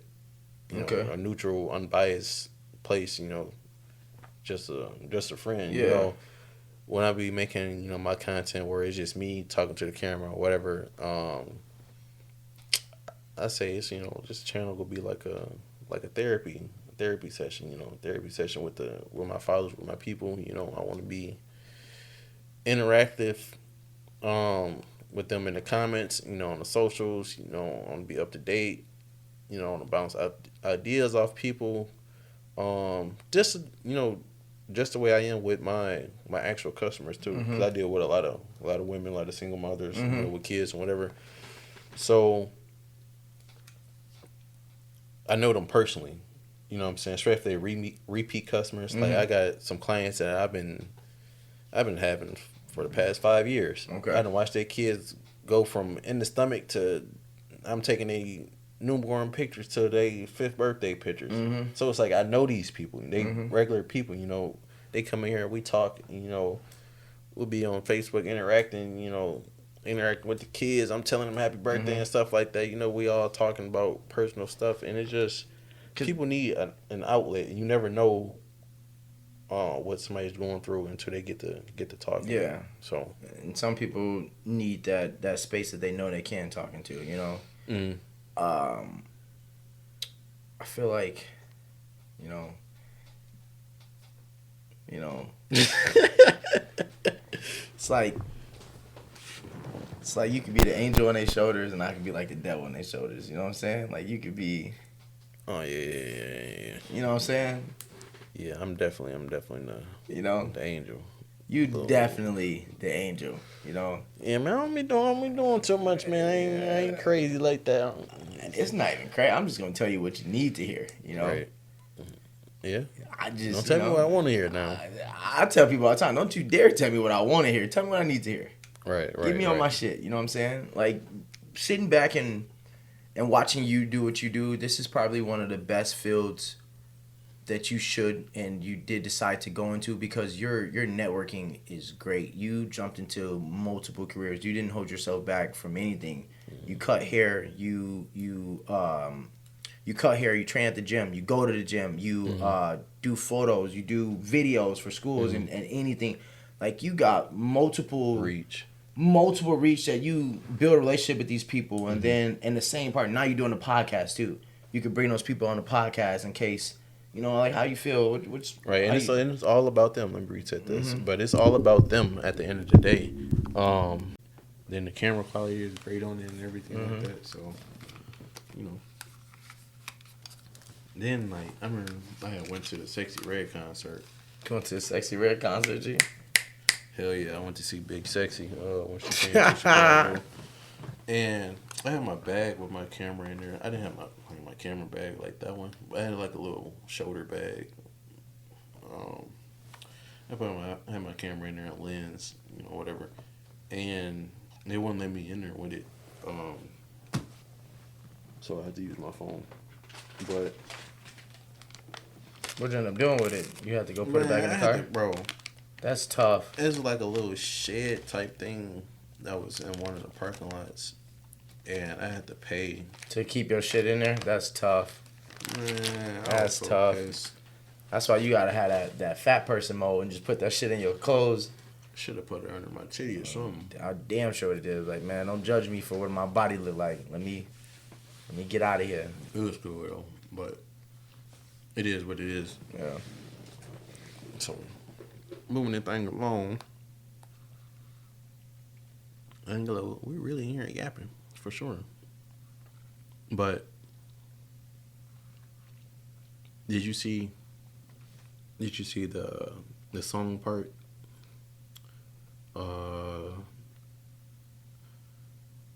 The segment where it says "Put me on the vibe." Mm-hmm.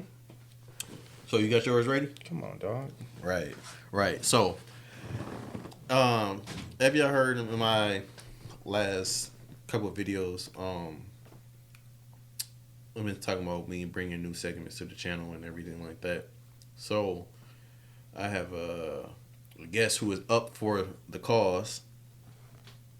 Did his due diligence. Always. By, you know, so many people use that word wrong, and I be thinking like, damn, what if I what, due diligence? Yeah.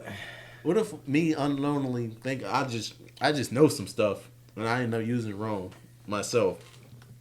But I mean, what is the proper definition of due diligence? I'm gonna have to Google it. I hate when people ask me that. Like, what did that mean? I'm like, come on now, G. Me personally, I think it's like you did your duty. Like you did what needed to be done. You know. Type shit, you know. So, new segment is called "Put Me on the Vibe." Y'all know how I come with the hits, with the bops, with the you know, with the vibes. So, "Put Me on the Vibe" is a new segment to the channel. The whole premises is tell me 3 bangers you've been listening to that you feel that people need to download. If you don't have 3 bangers, you can introduce a new artist. Mine are "Things Will Get Better," Cleo Soul. This is for when you need some uplifting, some worshiping, if you just need to go ahead and just need a little pick me up.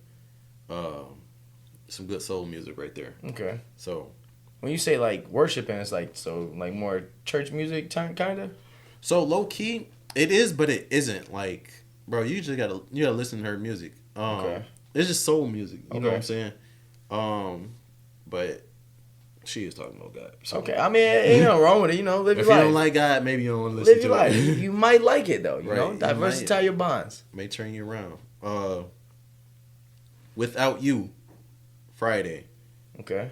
You heard Friday? I never heard of that. What? Never heard of that. You know. Damn, what's the song? What's the song by DJ Kelly that was on his album? What was it? God Will. God Will. I think so. Yeah. When he was Hell no. Oh, bro, that bitch singing. This the moments where you need to have some speakers where you can just press play. Oh yeah. You name that shit, boom, press play on that shit and let it go. I have it for the next time. For I probably have it to OBS and whatever like that. Okay. But next time, listen to the songs, man. I'm gonna listen to them on the song. Okay, so "Without You," Friday. He got like a baritone type of voice, you know. Okay. It's not that deep. It's deep, but it's not that deep. But it's a good song. It's one of his newer projects. That's why I picked it, because I mess with his music. Give him some little publicity. Okay. On my little platform. Okay. Help him out. Okay. Help him grow. Then summer, it's an oldie. "What You Heard" by Brent. Okay. Brent Fayez. How's that one go? It's your moment to shine. Don't. No, It's your moment. I'm not shining bright like a diamond. I can't sing. I can't sing that one for sure. But go ahead and. I'm gonna check them out, and then look next week or next time I'm gonna comment on them. Like, hey, I listened to those. Right. Elaborate. And I'm gonna rate. I'm like, hey, this one was this, and this is why, bangers. and bangers. So let me hear yours, man. So mine, I took a slightly different approach. All right, for number one, I felt like it was just a banger that has to be said, which you already know about. Just a banger right now that just, no matter what, if it comes on, like it got me moving and singing that shit. Is "You Broke My Heart" by Drake. No matter what, bro. Once the beat drop, I'm in. You feel me? Matter of fact, everybody in this bitch saying "fuck my ex." You feel me? Like everybody, the whole spot will be saying that. That's just the banger that mine will always be the number one banger. All right, something that I feel like a lot of people don't speak on is the Tory Lanez album "Alone at Prom." All right, the song is "Last Kiss of Nebulon." I feel like that album. A lot of people never listen to the album, and it's got like a more '80s feel to it, like old prom music, and it's actually, if you actually sit there and listen to it, it's like, man, it's pretty good, and it's a vibe. You know what I'm saying? Mm-hmm. I'll be driving, and it's something that a lot of people slept on. All right, a lot of people did not listen to the album. Tory Lanez "Alone at Prom" album is actually really good. It's 100% a different. It's a different version of music. It's like what we got right now, pushed back in time, and it sounds great. Tory Lanez got a good voice too when he does his stuff, so it's good. Like I listen to that shit when I'm cleaning. If I'm taking a long trip, like an hour drive or something like that, man. Bro, if your music can turn into cleaning music, you feel me? You tell me. Shout out Tory Lanez, man. Hey, check it out. "Alone at Prom." All right, and my last one is "Am I Dreaming" by Metro Boomin. You ever hear that one? Yeah, no. It starts out with like.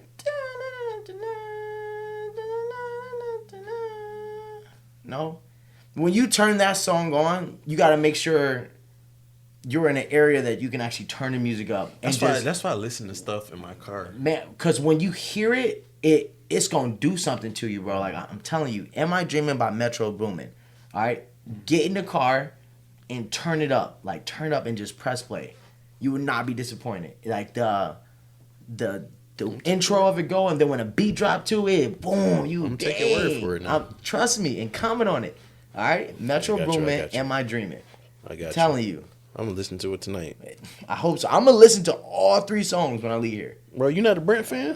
I'm telling you, I'm the type of person that if you tell me about it, I will listen to it. I'm not. You getting me back on social media, all right? We're gonna take this serious, so I'm getting back on social media. Therefore, a lot of new music, unless somebody tell me about something or new artists, I don't hear about. How I'm gonna hear about it if I don't? You know what I'm saying? Brett ain't walking down the street like I got a new song. You know what I'm saying? Like I would never hear this shit. Joliet, you know, I'll never hear it. So therefore, unless people tell me something, I don't really hear nothing. You know. I feel you. But this is good because it gives me a reason to open back up, but also pay attention to new things that I can open more into. You know, like I love different music. I love music. I love music more for the music instead of the words that's even in a song sometimes. Like it just, if the music hit me before they even start speaking or something, I'm like, I'm hooked. You can say whatever. You know, you can say whatever.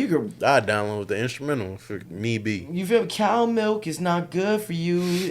Sing the hell out of that shit. You feel me? Like I wouldn't care. Like come on, man. Then if you got a good hook, I'm hooked. I'm singing this all day. What song you singing? You ain't ready for this. You know what I'm saying? They keeping like motherfuckers. Like, come on.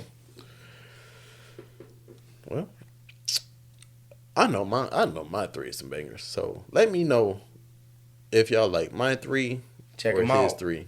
But I'm pretty sure all 6 is some classics. Check them out. Got to. What I want to move forward with is this free agency. This NFL free agency. It has been one for the books. I need to drink some water for this. Right. There's been 1 year where the free agency has been almost as crazy as this one has been. And it's been recent times, actually, when free agency was really going crazy. I can't remember what year. It might have been a year Brady went to the Bucks. It was crazy. I know a lot of stuff happened that year, but a lot of people couldn't believe it. I couldn't. I mean, I seen it coming, but I couldn't believe it. It's just. And then after he went there, they brought hella people around him. That's Tom Brady magic. Everybody want to play with Brady at least once. So the one that I did not expect to see, because the Bears, whatever you think the right thing to do for the Bears, they're gonna do the complete opposite. And the people they go and get, and it's like, bro, why? But them getting DeAndre Swift was very surprising. And now that I think about it, it's surprising because they go through running backs like it's nothing. I don't know any other team that goes through this. And don't get me wrong, DeAndre Swift's season last year was electrifying.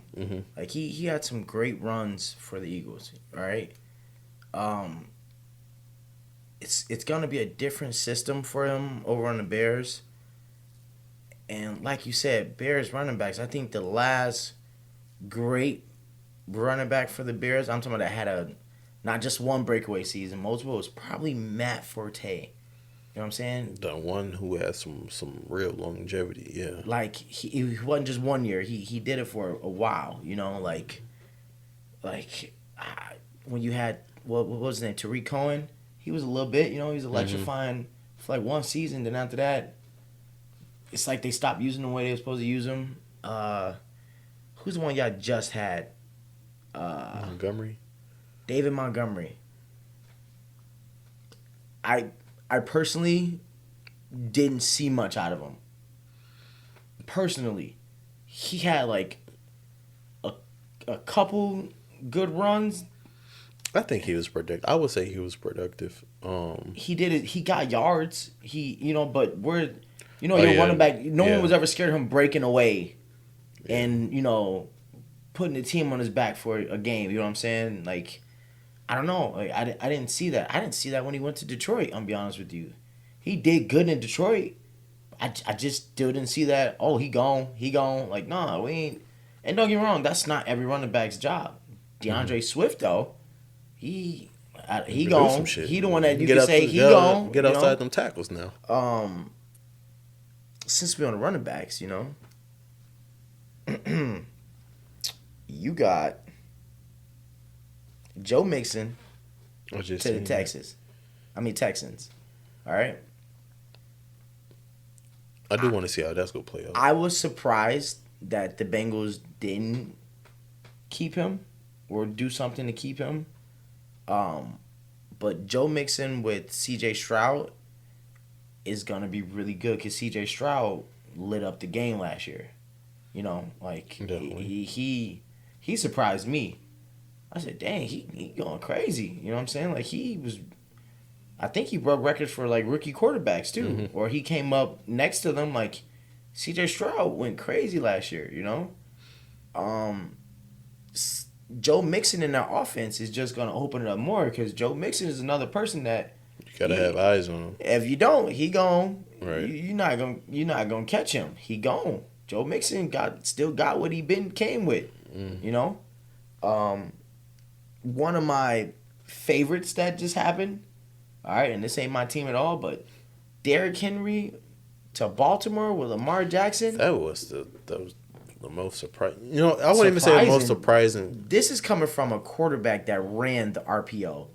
The fact that you have Derrick Henry running the RPO with Lamar Jackson, you gotta put eyes on Derrick Henry, all right, or you're gonna get embarrassed. That tackle box finna get awfully tight. You feel me? And now that means now Lamar got more room to he gone. Especially when they do that, when they run that RPO and Mark Andrews is lead blocking for Lamar Jackson, because y'all gotta focus on Derrick Henry. You know what I'm saying? You got a triple option. You can stack. Then you still got Zay stack Flowers up, with them yeah. too. Like, come on, like that's gonna be a nasty offense, completely. Especially if they make it mesh immediately, that's gonna be nasty, bro. Who do they got for like their outside running, like their more third down type back? Do they have anybody? I'm gonna be honest with you. I'm not sure. I didn't. My team, all right, and you made fun of me earlier. The team I focus on the most is my team, all right. So I'll watch other games. Right, you so sad you don't even put their name out so there. Listen, and don't get me wrong, because like I said, me and him, we're gonna keep this going. You will see me this year in my team's jersey. I keep saying my team, like Right, it was tough, man. We went 2-15 last year. 2-15. All right. If you didn't know now, I'm talking about my Carolina Panthers. All right. Cam Newton brought me in, and then I was happy. I was happy for a long time until the year when Cam Newton left, Ron Rivera left, Luke Kuechly retired. I cried all in 1 year. Like, it was horrible. All we had was Christian McCaffrey, and then we got rid of Christian McCaffrey. Then we got rid of DJ Moore. I was like, man, this it hurt. I didn't wear a Panthers jersey all last year. I supported us, from the shadows. I was like, man, He was embarrassed because people weren't finna get on my ass. You know what I'm saying? Like, matter of fact, I did wear a Panthers jersey one time. I did. I went to Anthony's, watched the Panthers game on a Thursday night, and I was in a Luke Kuechly jersey, and man, it didn't pan out. And then I even asked somebody like, man, you a Panthers fan? Hey, man, watch your mouth. Don't start, G. Let's not do this. Let me just enjoy my Reds apple. I'm not even drinking liquor. Let me drink my beer. I'm drinking my Reds apple. He on the L's. Let me just relax, My team, we cooking. We made some pickups, and Bryce Young, make me a believer. I need you to do better than last year, and it's not your fault. But that's why they're building around you. You know, they. I think we ended up picking up. Where is it at? We ended up picking up Robert Hunt. All right, he was a guard from Miami. We ended up picking up Damian Lewis, a guard from Seahawks. And now we're in the talks of having a visit with Jadeveon Clowney. All right, Jadeveon Clowney will help that defense out a lot. All right, we also end up picking up Deontay Johnson, the wide receiver from the Steelers. All right, the best thing about him is he's a receiver that can create separation. All right, we needed that. Our top receiver, and this is no hate. No guy. No hate, but Adam Thielen ain't been like that Adam Thielen since the Vikings before Justin Jefferson got there. You know what I'm saying? As soon as Justin Jefferson got there, my boy like got into a turtle shell. And I'm like, man, what happened, dog? You was the Cooper Cup before Cooper Cup. You was white chocolate, man. You slowed down, you know? Don't get me wrong, he didn't have a bad year last year. He didn't. But who's watching? I'm watching and I'm livid, you know what I'm saying? Like we need receivers. We need more receivers, you know? So picking up Deontay Johnson was a really good thing. I was kind of upset with some things, but you know, it is what it is. We had people for a long time. Like we got rid of Dante Jackson. All right, Dante Jackson was one of my favorite cornerbacks on the Panthers, you know. He came up when we need him to. We also just got rid of Brian Burns, which kind of upset me because if we were planning on getting rid of him, we should have did it when the Rams was trying to get rid of one of them. Because when the Rams wanted him in November, I want to say, they offered us a lot more. Now we end up giving them to the New York Giants for nothing, like damn near nothing. It's like, come on, man, we trade him for a Big Mac with no meat, just bread. Like, come on, bro. Like it's. I really question that offense, but I hope we're gonna get some weapons in the draft. So right now, our offense is building. I hope they continue to build around Bryce Young because Bryce Young was extremely good in college. So people take that away from him when the NFL is the best of the best. All right, if you don't got nothing going for you, it's harder than you think. Well, people don't understand. A lot of people that spectators can't play it down in football. They don't understand how hard it is to get 1 yard. When I hear people in the bars and it's just 1 yard. Y'all don't understand how hard that 1 yard is, especially when that person, them 11 in front of you, want that 1 yard, you not to get that 1 yard as insane as you. Like, come on, man. Like that, it's football, man. I that's why I will forever love the sport, playing and watching it. You know, I can't play it without. I mean, I can't watch it without wanting to play it. It gets me. I'm like, oh, I would have. You know what I'm saying? I would have, man, look at I love reading zones. I love reading plays. I can call out plays while watching football. Like, if you ever go out with me, and man, I'm calling plays before it happen. Like, I love doing it. I can see it. You know what I'm saying? Like, it's crazy. I love the game of football, man. It's a great thing. But going back to the running backs now, all right? You got Saquon Barkley to the Eagles. That's nasty. Yes. I'm hoping and guessing the Eagles are gonna run more this year. Then, you know. Oh shit! I would hope. I'm guessing. At least downhill. You know, but I know that tush push is probably going down because the Kelsey brother, he retired. You know, he was a weapon. That he made me want to play lineman. He was pulling and smacking downhill and kept going. He didn't look like he would be fast or quick. He was smart, fast, quick, physical. He was everything you wanted to be in front of you. Right. Like 100%. Yeah, he was like that. That was. Is it Jason Kelsey? Jason. Yes, Jason Kelsey. It was shout out Jason Kelsey. Great year on the Eagles. Great year playing with the Eagles and everything. You got Josh Jacobs. Josh Jacobs to the Packers. I knew he was going somewhere. When I tell you Bears fans, all right, and I mean this. Y'all better not let that boy get on fire. All right, DJ, don't get mad now. Y'all think Aaron Jones did y'all ass dirty. And Aaron Jones always play good only against the Bears. Y'all got Josh Jacobs to worry about now. Y'all better tighten down. So where do you see them next year? Who? The Packers. The Packers next year? Jordan Love played a great second half of the season. He really came alive the second half. He played a great second half of the season. Now you got more weapons around him too. Me personally, I think if he continues to go on the same path that he did, they could do a lot better than what they did this year. You know what I'm saying? They barely lost. You know what I'm saying? barely. And that's with the mistakes that happen, you know? Jordan Love is not bad. He did really good to jump in behind Aaron Rodgers. You know what I'm saying? You're not letting people down. Yeah. That's some big shoes to fill. Yeah, and he hit a stride. Like, I don't even think people were expecting him to hit a stride at all. Or it was a slow start too at first. It was slow. Oh yeah, they really wrote the whole team off. Because they were. I remember that one game I watched, boy. They dropped everything. I'm talking about wide open and everything. It was tough. It was definitely tough. Yeah. You got Kirk Cousins to the Falcons. All right, Jarrell, I don't know how you feel about that. All right, Jarrell's a Falcons fan. You got Kirk Cousins when he prime. All right, when Kirk Cousins on fire, he Kirk Cousins. All right, Kirk Cousins go crazy. Kirk Cousins, he need to go sit his ass down. So it's Cousins. You feel me? It's a hit or miss. You either gonna have Kirk Cousins or you have Kirk Cousins. You never know. But so, do you think it's a real step up? From what they didn't have a quarterback. You know what I'm saying? Bijan Robinson is a dog. Am I saying his name right? I want to say Bijan. Shit. The running back is a dog. Yeah, you have weapons around him too. You just need a quarterback to deliver it. It's a hit or miss. If you got Kirk Cousins, they finna be deadly. But he hasn't been great in the playoffs. That's true. So you gonna see what you get. Maybe there's a lot of pressure trying to throw to Justin Jefferson and feed him the ball when he's the number one receiver in the NFL that can always get open. But during the season, he's a solid quarterback. And he's coming off of an injury too, though. Right. So 180 million off an injury. That's tough. You know what I'm saying? That's different. I feel like I feel like they could have just took their chances with somewhere else. I thought they was aiming for Justin Fields.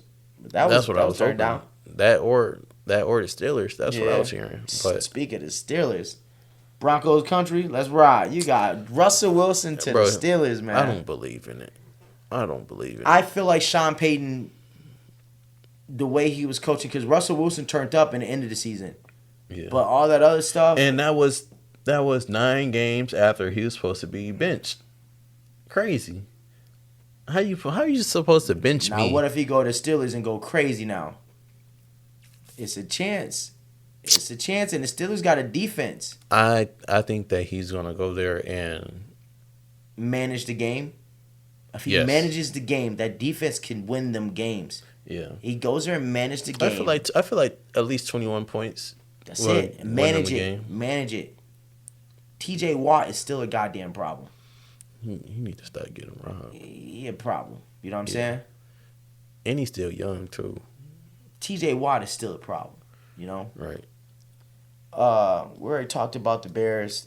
Gabe Davis from the Bills is now with the Jags. That was surprising to me.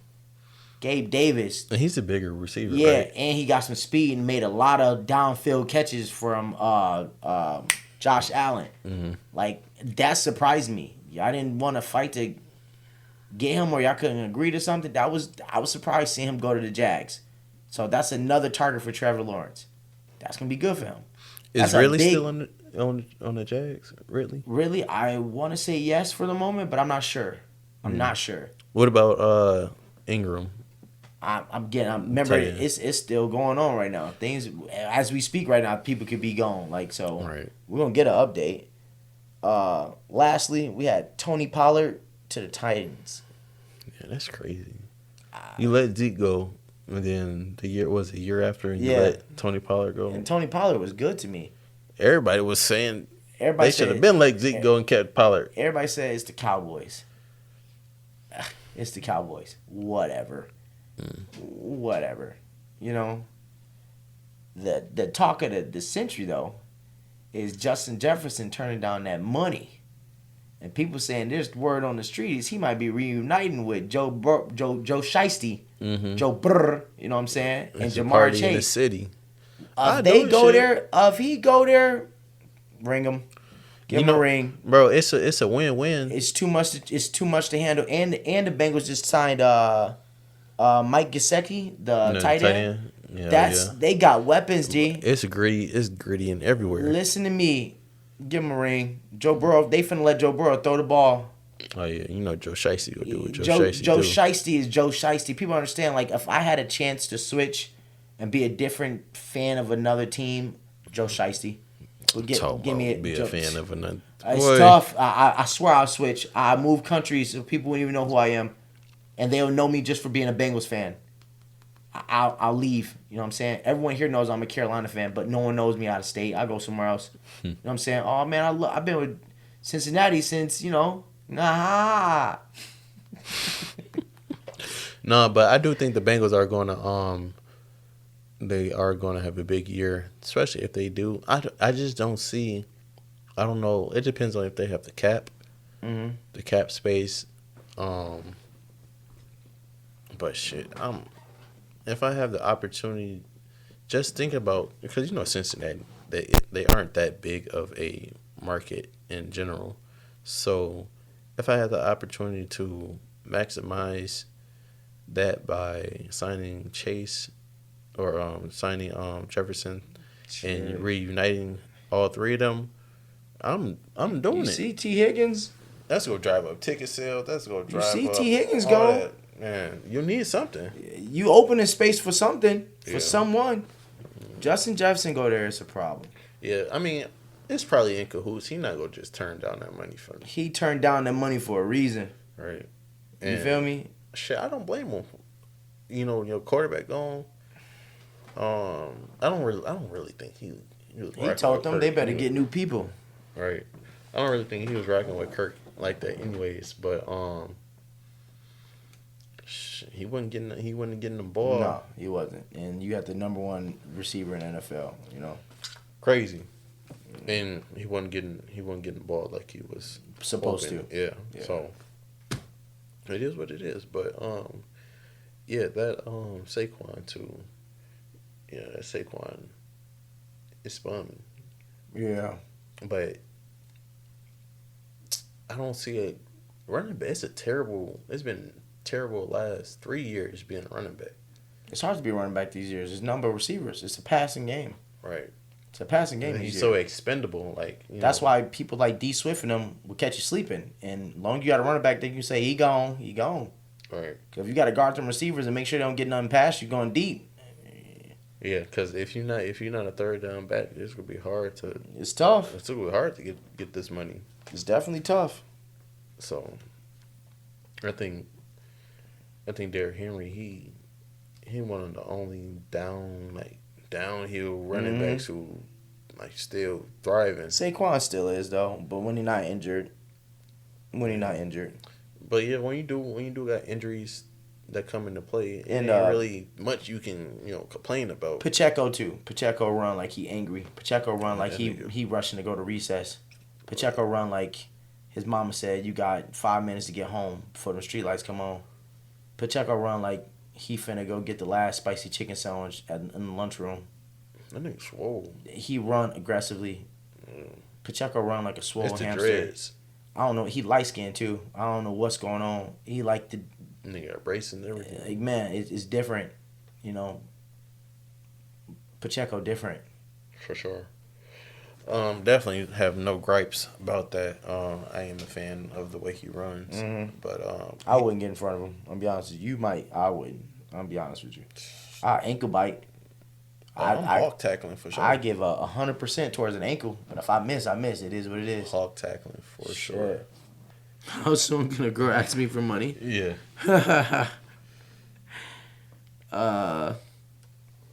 How soon can a girl ask me for money?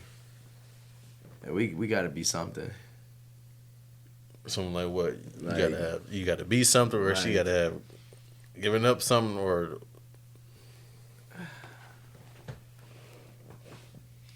we gotta be something.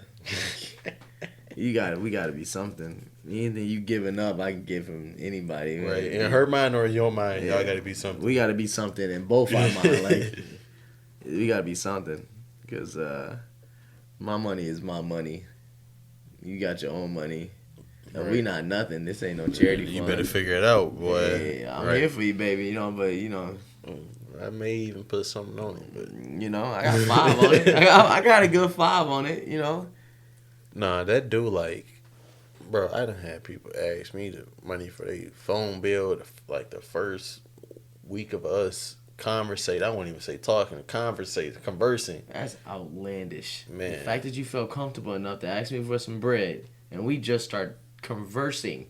Right. You ain't even come over. We ain't even None chill of that nothing. yet, man. And you just feel comfortable enough to get a dub out of me?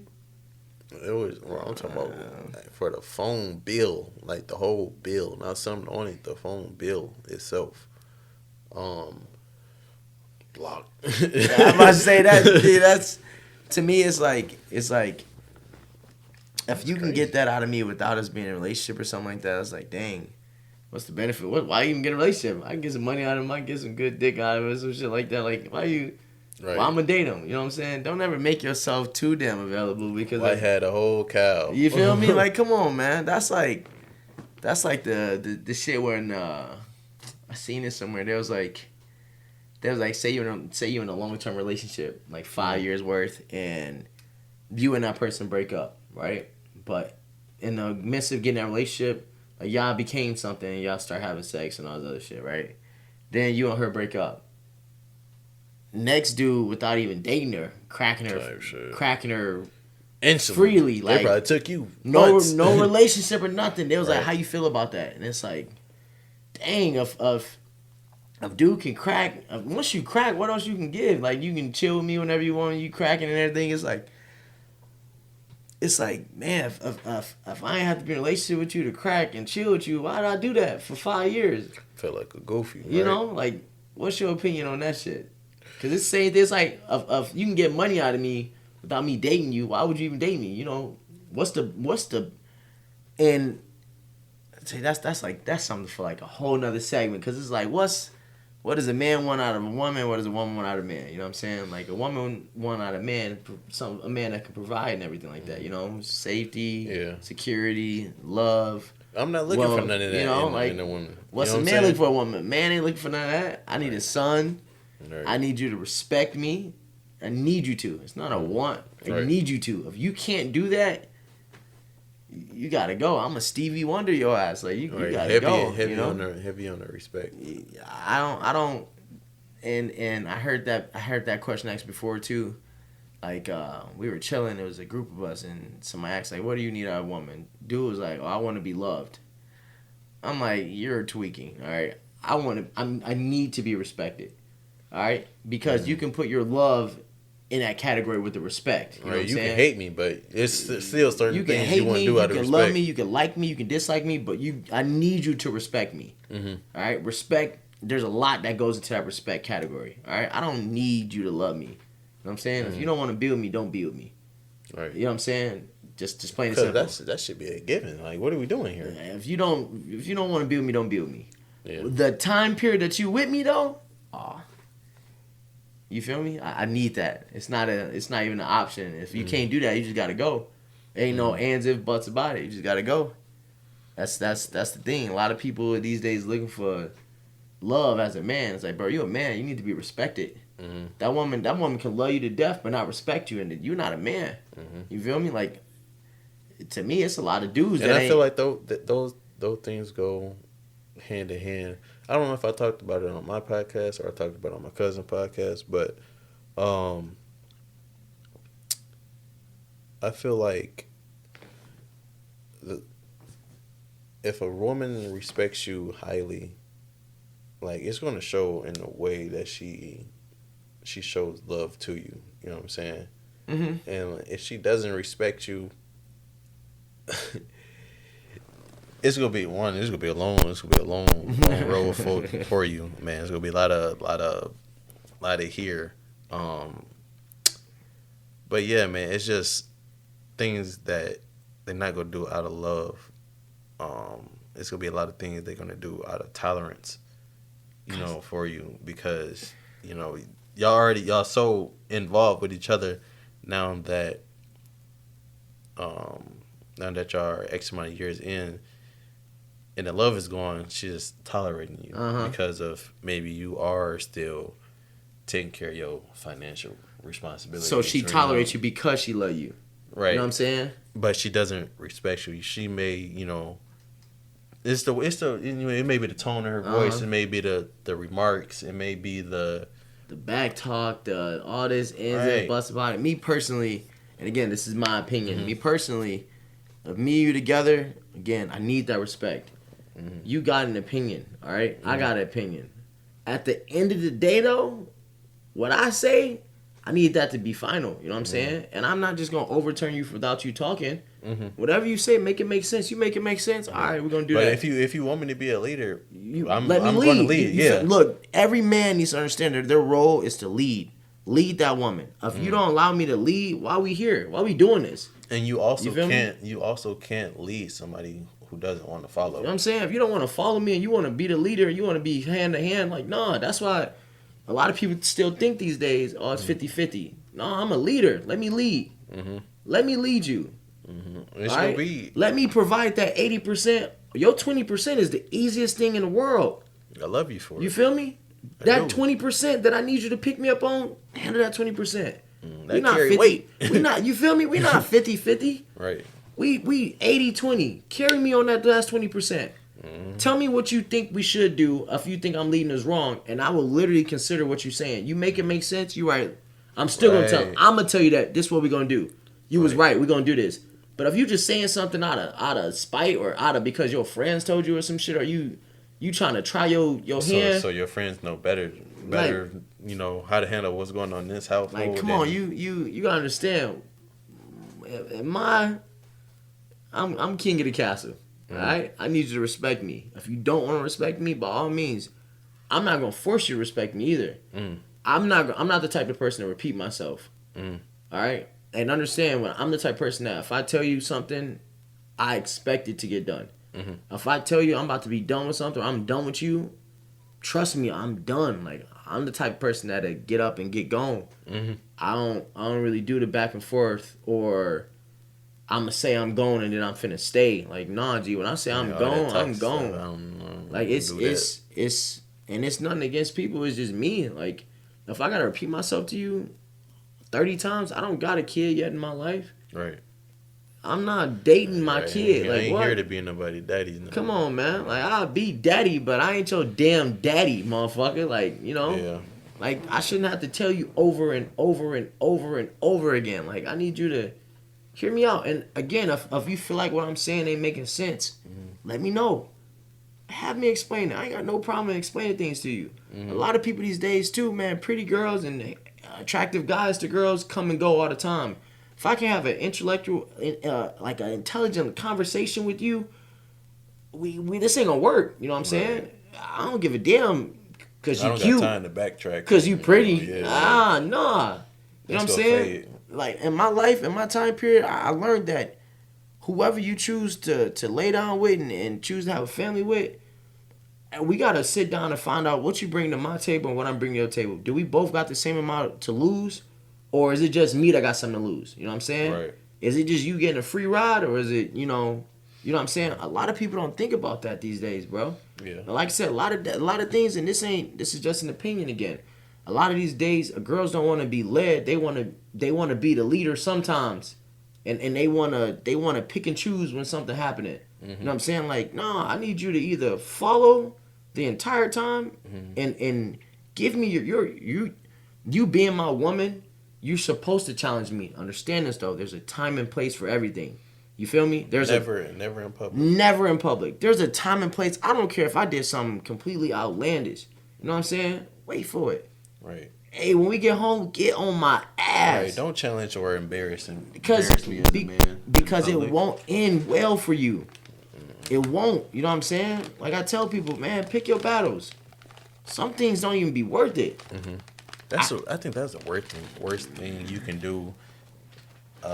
As let me not say as a woman, as my woman, is put me in a position where I feel embarrassed, or my I want to say image. What's the word I'm looking for? Like, I guess reputation or whatever is diminished. For something that they doing. On your behalf, based off something that you said or did that embarrassed me as a man. Because that's really like, And it's a two-way street because I wouldn't want to do that. You should never. And like make you feel that way in front of your peers, your women. Nor would I. I would never embarrass you, and that's why I encourage you to pick and choose your battles. Don't ever force me to force my hand out in public. Don't make me have to show my dominance out in public. We're not out here doing that. Like, let's not do that. You know what I'm saying? Wait till we get home. We can argue all night. You know what I'm saying? But in public, nah. It ain't. First off, it ain't nobody's business. You feel me? Whether we good or bad, it ain't nobody business. The people that need to know. The people that don't need to know, let them mind their fucking business. Right. You got vultures out there that be waiting for y'all to get in a fight or something. They waiting for it, bro. Opportunists. You feel me? You know how vultures fly around the whole time waiting for the man. They do that. Oh wait, Trea and this girl arguing. Let me get a little closer. You feel me? I've been waiting to get in them. Damn, I've been waiting to. It's like, come on, man. Right. Like, it's not that, man. And it goes back to what we said about what you intake is what's going to describe you and what's going to shape you. Of girls these days is listening to nothing but this ratchet and I get my own wow. That's what they going to try to be, and that's what they see when they see this stuff on TV. That's what they going to be and what they going to see. That goes vice versa, even with the ratchetness of girls see other girls just traveling and living their life. They want to be able to do those things other girls doing. Look fun. You know, I make money off of this. Oh, I want to make money off that. You know, it's like, it's crazy. It's like, man, what you see is what you soak in. But it's like, at the end of the day, is your goal to be a wife or is your goal to be like these people on social media or TV that you see? You feel me? Because you can't be half in, half out. You can't. You know what I'm saying? You can't. Like, that's like saying, like, somebody told me, like, you can't be half pregnant. Motherfucker, you pregnant or you not pregnant? You can't be half pregnant. Right. Like, you in or you out? You want to be a wife, or you want to be free. You know what I'm saying? Be free spirit. And by all means, ain't nothing wrong with that. Just choose that. Don't be like, oh, I want to be a wife, but I do want to do that. And I'm not saying that you can't be in a relationship and travel together. You know what I'm saying? Ain't nothing wrong with that. But there's limits to that, and there's responsibilities and everything like that. You know what I'm saying? When you get in a relationship, our goal is to grow together. Like, how can I make you better, and how can you make me better? What can we build together? We should be building our foundation. I used to think that your 20s is your prime and where you should have fun and everything at. Nah. I learned that your 20s is where you build that foundation. Yo, people don't understand this. Your prime is in your 30s. Your 30s is your prime. Your 30s is based off what you did in your 20s. Did you waste time in your 20s trying to live your life to the fullest and be wilding out and everything? And now when you get to your 30s, you're like, dang, what I'm doing. That's how you end up 40, 45, and you just not having your first baby. But, and what's crazy is, if you do end up having your first baby at 45, nothing wrong with that. What is your foundation that you built for that child at 45? Did you not save up anything? Were you being stupid with your money and just spending stuff to spend it, going to buy drinks every weekend and everything like that? Or do you got an actual foundation? You got a foundation like, you know what, I plan to have a kid at 40. Right. 45, you know what I'm saying? And again, things happen. It's power in just saying that, you know, me and my wife, we planned on having this kid, like, you know. We built this. Yeah. We built this up. We planned this. You know, everybody, and again, this is no diss to anybody. Purposeful with your life that you got it structured like that. This is no diss to nobody at all. But when I hear people say, like, you can't plan for a child, opinion based. This is my opinion. I don't believe that. I believe that of me and a woman that's on the same level can sit down and like, hey, what's our goal? Our goal is this, then have a child. Who's stopping us from doing that? Who's stopping us? You saying we can't be responsible adults and do what needs to be done to make sure that doesn't happen too early or anything like that? Like, come on. Right. It happens. And things do happen. Again, this is all opinion based. Yeah. I mean, it's never gonna be perfect, you know. You may have a goal of, okay, I want to have, let's see, 20,000 saved up before, you know, I look to have a family, and you may have your baby at, you know, when you got 10,000 saved up. Now it's like, damn, it's not like it's the worst time ever to have a baby just because you didn't meet one of your goals. I mean, it's never going to be the perfect time, but the right time to start anything is always right now, bro. And the older I get, the Because you just said, I do a lot of stuff. You Like, do a lot. and it's no perfect time to start it right now. While you got to strike while the iron's hot. That's true. And especially if it's, depending on what it is, if it's thinking of But they need to know what they're getting themselves into. Because Right. I can tell you firsthand. Do your research first, of all. I can tell you firsthand. My friends that all have kids show me that that's the most beautiful thing in the life. Right. In the life, like I envy. I'm jealous of it sometimes. Same. Like I'm like, man, like they're good dads. All my friends are great dads. All of them. They show it. They will do anything for their kids and they love them. Don't try them at all. They love them. Yeah. And I'm like, man, I can't wait till I have that. You know what I'm saying? And things happen. But so my goal in life, I was like, man, I can reach to them, ask them like, hey, what should I do? What can I plan for? It's a good thing that I have friends that have kids because they can help me out. And then y'all the same age, so it's not like you asking the whole different generation. I'm asking the generation that grew up with me, that's doing it in front of me, that's showing me that they're doing it and exceeding at it too. Right. Doing very well at it. You know what I'm saying? Yeah, they have to go through the same times that like and everyone has their problems. Everyone has their problems. But when I say, man, I'm proud of all my friends that have kids. Like they do it. They do it perfectly. They are great dads. No matter what anybody tries to say, they are great dads. Hell yeah. They get it done. You know what I'm saying? And they show the love. I see the love. You can feel it. When you buy them and they with their kids too, you can feel it. Bro, whenever they reach out to me, so first off, shout out to all my friends who are actively in a child's life, trying to be a good dad, an outstanding dad, trying to figure it out. I'm gonna say, don't feel like you need to have all the answers right now. Yeah. Go through this life mess up again, and take something away from every mess up that you make, so you can learn how to not put yourself back in that same position. But you just being in your kid's life, at this age, from the time they came out until now, bro, there's so many people who don't have that. Like, there's so many people who never even met their dad, and for me to say that I'm around young black men who are active in in their child's life as their dad is uplifting, because I had a dad. You know what I'm saying? Like, I grew up with my dad my whole life, and I think about it often, like damn, this is damn near a luxury. Yeah. To grow up in a 2-parent household, or and It's have a dad. It's different. What? And he was there actively. He had the games. He all this other stuff. Just to have that, and knowing that it's people out there growing up that don't have that, man. That's why I can't wait to have a son.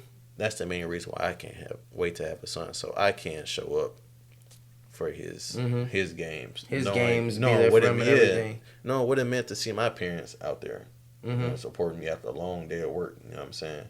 It's something to look forward to, man. Like, it's really great. And also, because we're not leaving it out too, shout out to all the single ladies that we know too as well. That single mothers that's doing it. Is coming like up. y'all do your thing, especially the ones that I know that's actually close to me.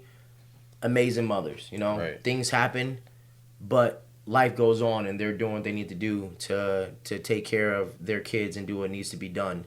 So, again, at the end of the day, whether you're a male or a female, y'all doing your thing, man. I really mean that when it comes to being great examples for doing what needs to be done to make sure your kids are taken care of. You have a house over your head. You got a roof on your head, food to eat, I can get to point A to point B no matter what, and I can be there, like, it's a lot. I'm really glad that I can see ups and downs around me and ask questions if I need to ask questions and learn things, like, I can prepare myself more because I have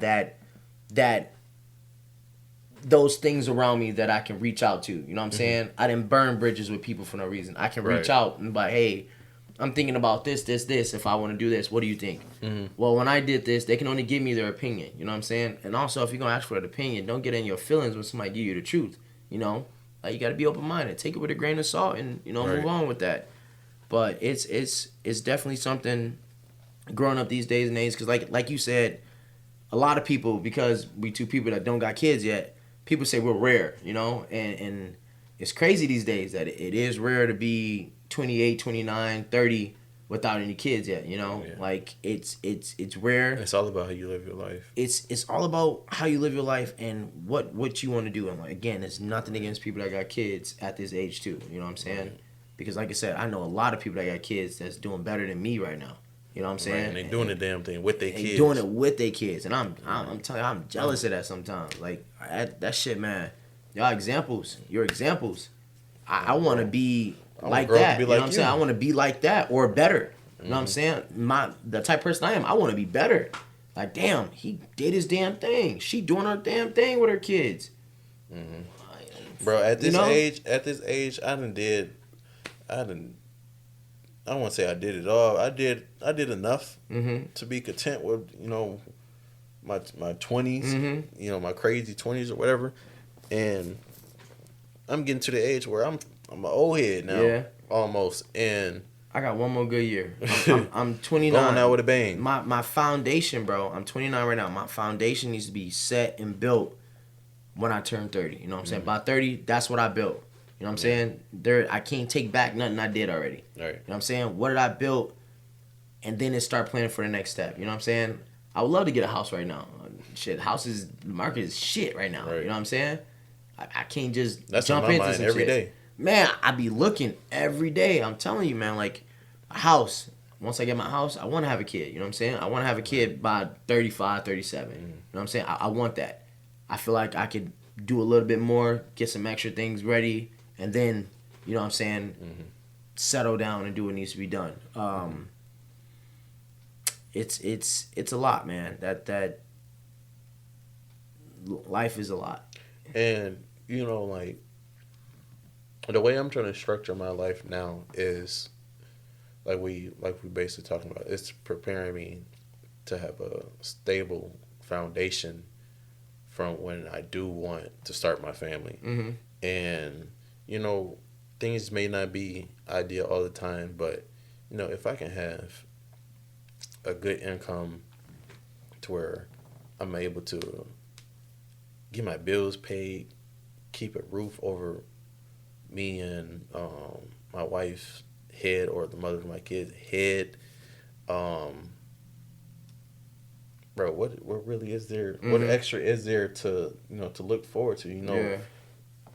If I can provide whatever my kid needs, in a timely manner, bro, I'm winning. I'm set. I'm winning in life, Because that my mindset is, the moment I have my kid, my chapter's closed. Like, everything that's me, it ain't no more me. It ain't me no more. Like, it's my wife and my kid. Like, my chapter's closed. That's why whatever foundation I build before I have a kid, that's it. Everything I have after that point is all theirs. Everything. You know what I'm saying? It's my job. My only next job is to make sure they're raised up and taught the right way. That's it. Right. And you gotta pay it forward. And whoever my wife gonna be needs to, I gotta make sure I choose the right wife that's gonna be a wife to me and be a amazing mother to my kid. Because that beauty ain't gonna raise your kids. That's why, man, you base your wife off of looks if you want, A mother's gonna be a mother forever. You gonna be. It's only a couple years for you to be beautiful. No matter how many times I'm gonna tell you forever now. I'm gonna tell you forever, But when you baggy and saggy, when we get in an argument, I'm gonna get your saggy ass baby. Don't get mad, man. I'm just playing. Come here. Want me? Come on. Like, it'd be crazy, man. I really want to lock in. I want to lock in, build my foundation, and make sure I make the right decision on what I want to choose for my goals and when to do it and when the right time to do it. And so far in life, I feel like I choose the right things. I always think everything through. I don't just go off a reaction. I always think everything through. I'm not the type of person that just go with the flow. You know what I'm saying? No, I don't like that. I think everything through. I had people tell me that that's bad. You shouldn't do that. All right, you live your life. I will always think everything through. Right. Always. I will always 3 steps ahead. I may even let you think that I'm not thinking. Man, I already thought about what I'm about to do and what I'm gonna do and how I'm gonna do it. Like, you don't understand that, man. On the scoop, but like, come on. Like, no, I feel you. It's a couple people that know me and they like, hey, dude, crazy. He know what he doing. You know what I'm saying? Like, it's different. These days it's different. You know, and you gotta watch out because a lot of people these days, everyone wants something. You know, finding good, genuinely pure-hearted people these days is completely hard. You know what I'm saying? These days, everyone wants something. They want something, or they might want something for temporary time. Like, it's just temporary. Like, oh, I thought I liked you. I thought I wanted you, but shit. I got some stories, boy. It get tough. You talking about stories. What's it? This our first one? Boy. Man, I need another Monaco. Shit. I need some Captain. Y'all gonna start seeing me here with Captain or Jack. This a weekday. So I ain't going too crazy. But yeah, I'm definitely going be drunk for days. I'm gonna have to put on some Drake. You or feel something. me? I'm being here texting room. like, I hate you. Like, why you have to do me like that, man? Like, what I do? You know what I'm saying? Yeah, I I'm sorry. I fell. And I ended up in the wrong house. It was an accident. But yeah, man. I can't wait to be. And I just can't see like how people don't. Let me not say that. But me personally, I've been looking forward to being a good dad, good husband. Like, I've been actively thinking about how I can be a better brother, better son, better grandson. Oh man, everything, bro. Just like, how can I be better? How can I structure my life? Like, how can I add to my foundation to get better? Like, I'm about to get to an age to where people really start respecting you as a grown man. Sadly, people don't hold you to a certain standard all the time when you're in your 20s. Yeah. And that's another thing.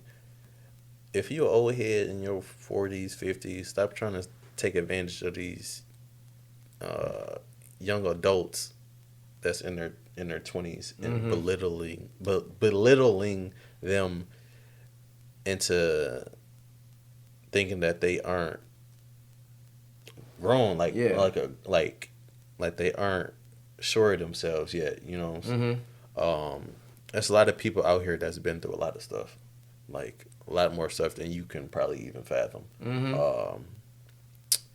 And also, I know it's a lot of single mothers that's in their 20s that's going through a lot that probably somebody in their 50s, 60s probably didn't have to go through. Yeah. Because it was a way different time.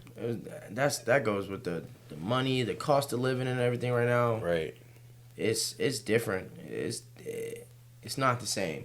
Not at all. What you can get for a house back then, you can't even think about getting it for right now. You know what I'm saying? A bogus house. It's different. So when you get the old heads that tell you like, I did this by myself and got this at this age, and well, it was different back then. I'm not taking away from no one's work ethic or anything like that. Yeah, you still worked for it. It's just it costs different now. Right.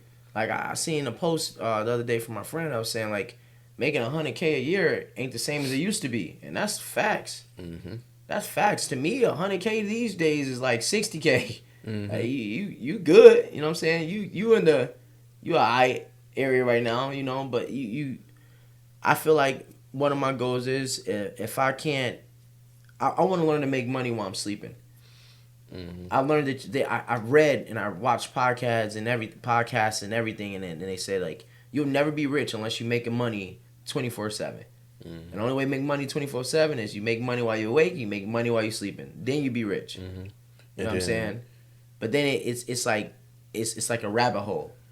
You hear about one way to do it. Once you start diving at, you got 7 other things you got to do it. Then you got 10 other things you gotta do to get one of those things, and it's just Yeah, and it's like people asking, why you do so much? Why you do all these type of things? Like first of all, one income is too close to none. mm-hmm. So I need something. I need some security for my Mm-hmm. security. You know Yes, what I'm sir. saying? Like I need not necessarily a backup plan, but I just need a second. Like, bro, no, you're not gonna find a millionaire, billionaire that's made they billion or they billion just doing one thing. Mm-hmm. You know what I'm saying? You're just not gonna find it. So it's like I'm not even gonna not put myself in position to be just like them. Mm-hmm. You know what I'm saying? It's some people you don't hear. You hear billionaires or millionaires that made their first million in their 20s or whatever. Mm-hmm. That's a rarity. But I be hearing that, but man, these days, a lot of them that still do that, make the videos and TikTok and stuff. Man, you got family. right, You got it through your family, but then you just take advantage of that by having it and just telling everybody you can make up whatever you want. As long as you got the money to show, you gonna blow up and people gonna believe you. right. You know what I'm saying? That's why people got to take what they see and hear with a grain of salt. It's the internet. The internet is entertainment. Right, and then It's entertainment. yeah, You can't believe everything you hear. You And can't I- believe everything they tell you that'll get you where you want to go. You gotta research and dive into every single thing that you want to do. that's what I was about to say. Yeah, I mean, it is stuff that I pick and choose from the internet, and I don't just go off their word. I go and do my own Mm-hmm. research, and I break it down and see what's really to said thing, and then I apply it to my life. I spin it Mm-hmm. to make it benefit me and what I got going on, and shit. That's pretty much You're a damn fool. You believe everything you hear without researching it yourself. And the crazy thing is, anything you want to know about is on the internet. right. Anything you want to know about, not the stuff that they just tell you, but anything you want to know about the truth that you can dive into, you have the power to dive into. So, shame on you if I didn't know. I ain't know. Why don't you go look into it? That's why it's like I don't like having conversations with people. Like if you don't truly care, like don't ask me like, oh, blah blah, and they're like, how you know that? I'm like, well, you can just look this up. Well, how'd I look that up? If you really care to know, you'll look it up. Me Right. telling you is one thing. You actually looking it up because you want to look it up Right. speaks clear volume to me. Especially if you ask me something, and I tell you, and you just, oh, okay. I'm like, That's a waste of my time. right. I could have told you anything. You know, that's why it's me personally. I'm like, I don't want to tell you if you truly don't care. Right. If you care enough to look it up, then you come back and like, hey, I looked that up and blah blah blah. Now we can talk. Mm-hmm. Now we can talk because I'm not finna just tell you something you don't really care. You're just trying to make I'm not conversation. gonna waste my time. Like that's a waste of my time. right. You know what I'm saying? Like we ain't got to do that. We ain't got to waste each other time. My time is valuable. That's the most valuable thing I got. Man, time Besides is these. you feel time. Hey, you've been going crazy with that. Like you definitely been doing your thing, man. Like I said, you do a lot, man. You again, how we were just talking about the father figures and everything. When you have a daughter or a son or whatever it is, bro, you're a prime example of you can do whatever you want to do. Mm-hmm. There's multiple ways to make money. Mm-hmm. There's multiple ways to make money and be your own boss. Mm-hmm. It takes hard work. It takes time, like you just said, but you're a prime example of letting people know, like, hey, you can do it, but it ain't gonna be easy. Nothing's Hell no. easy. Anything that's easy money ain't good for you. It's not anything Easy easy ain't money- worth having. There's no value in it. Easy money gonna ruin your character. All you got is who you are and what your name is. If your name And ain't what you shit, stand for, yeah. if your name ain't shit because you took the easy road out, boy, you ain't nothing. You're not worth nothing. You feel me? Yeah, Like- you got money. Yeah, kudos to you. But what are you? What are you worth? What does your name speak? Right, because the dollar is losing its value every day now. The dollar is losing its value every day now. And then if you lose your personal worth over $1, what is you worth? You know what I'm lost. saying? You Lost not, in the sauce. You're not worth nothing. And then if you make money the wrong way, now you're putting your kids in danger. Right. You know what I'm saying? Like, why would you do that? So now you lost. You're not smart. You're selfish. Now your kids affected by whatever you did. You know what I'm saying? Right. Like it's your name is all you got. Because you want that easy. You want the easy money. You want the easy way out. Like, nah, man. I ain't never want nothing easy. You feel me? Hell Like, no. that If it's goes, easy, if it's easy to get, it's easy to lose. you feel me? And that goes from a job, sports, Women. You feel me? Like, come on, man. Like, if it's easy to get you, Mm-hmm. you know, I may stick my foot in it, you know, test the water, but I ain't trying to keep that. You know why? Right. It was easy. Right. The other person get it too. Like, come on, man. It's different, bro. And a lot of people gonna feel some way about that, but you know, You apply yourself a little harder. your name should be everything you own. At the end of the day, there's only one Trea. Right. There's only one And Trea. I treat my name like gold. You feel me? And I got something attached to my name. You hear me? Man, bro. I got something attached to my name. I got a business, and not only do I have a respectable business to my name, my grandfather started this shit. You feel me? So you continuing something. Right. So it's more to the name than just me. Mm-hmm. And once you have your own family, the Currys, Mm-hmm. it's gonna be more than just you that you have to show up for. When people see you, they see Carlos Curry, dad, Mm-hmm. husband, all that. Mm-hmm. They see that when they walk through the door. And whatever you do, whatever actions you choose to do and whatever you act, that's going to follow you. That's going to follow you. And not only do you have to deal with those repercussions, your family has to deal with those repercussions. Completely. And that's what I mean by building your foundation before you build that family. Mm-hmm. You know what I'm saying? Build that foundation. Find out who you are as a man, as a woman first. Because that's like, and like, prime example, if I'm this shit starter all the time and I'm always fighting people or I rob people and stuff, and then I meet a good girl, I'm like, man, I want to settle down, and I have a kid with her immediately. My life didn't just change like, oh, you just a good dad now. Nah, you still got enemies. You still got people that don't like you. Now your family in danger. Mm-hmm. And you can't just tell people, nah, I ain't on that no more. Don't, Well, it don't work that way no more. get back, so ain't got no time. It don't work that way. And then a lot of people these days don't even want to fight you. Mm-hmm. They aiming to end you. Like, it's crazy. You be careful on the foundation you build before you want to start a family. Mm-hmm. You know what I'm saying? You have no right. If you love those people, you love that girl, don't put her in danger. Mm-hmm. Don't put them in danger. Mm-hmm. Make sure your foundation is good. Mm-hmm. That means, you know, cash any checks that you wrote Mm-hmm. and get shit going the right way. You know what I'm saying? Anybody can turn their life around. And I mean that. Anybody. A lot of people are like, nah, some people's situations and blah, blah, blah. Anybody can turn their life around. It's about how bad you want it. Mm-hmm. Don't start a family if you ain't got the right foundation built. Mm-hmm. Don't put your family on broken glass. All right? Mm-hmm. Don't if you love that girl, if you love that dude, that goes vice versa, women and men. If you love that girl, you love that dude, don't put your family on broken glass. Mm-hmm. Don't set them up for failure. Don't set them up for a chance that you might not be around anymore. Right. Don't set them up for a chance that they might lose somebody that they love too. Off your selfish game. You feel me? Like, because you want to wild out and think that things just change when you're ready to change. That ain't how it works. Mm-hmm. That ain't how it works. That's why I love that saying. Don't write a check your ass can't cash. Because some people need their money. They bill collectors. They gonna keep coming until they get what they owe. That shit is real. You feel me? That's why I don't go around starting shit with people. Right. I really don't. And if me and you get an argument today, if we don't do nothing today, I don't give a fuck when I see you again. We could be best friends next time I see you. Right. You know what I'm leave saying? Leave that shit alone. Leave that shit I'm where it cool. was. You know what I'm saying? It's an argument. An argument's an argument. Leave it at that. Mm-hmm. 9 times out of 10, when I see you again, I ain't got nothing to say. You say something to me, you apologize. What's up, man? I apologize.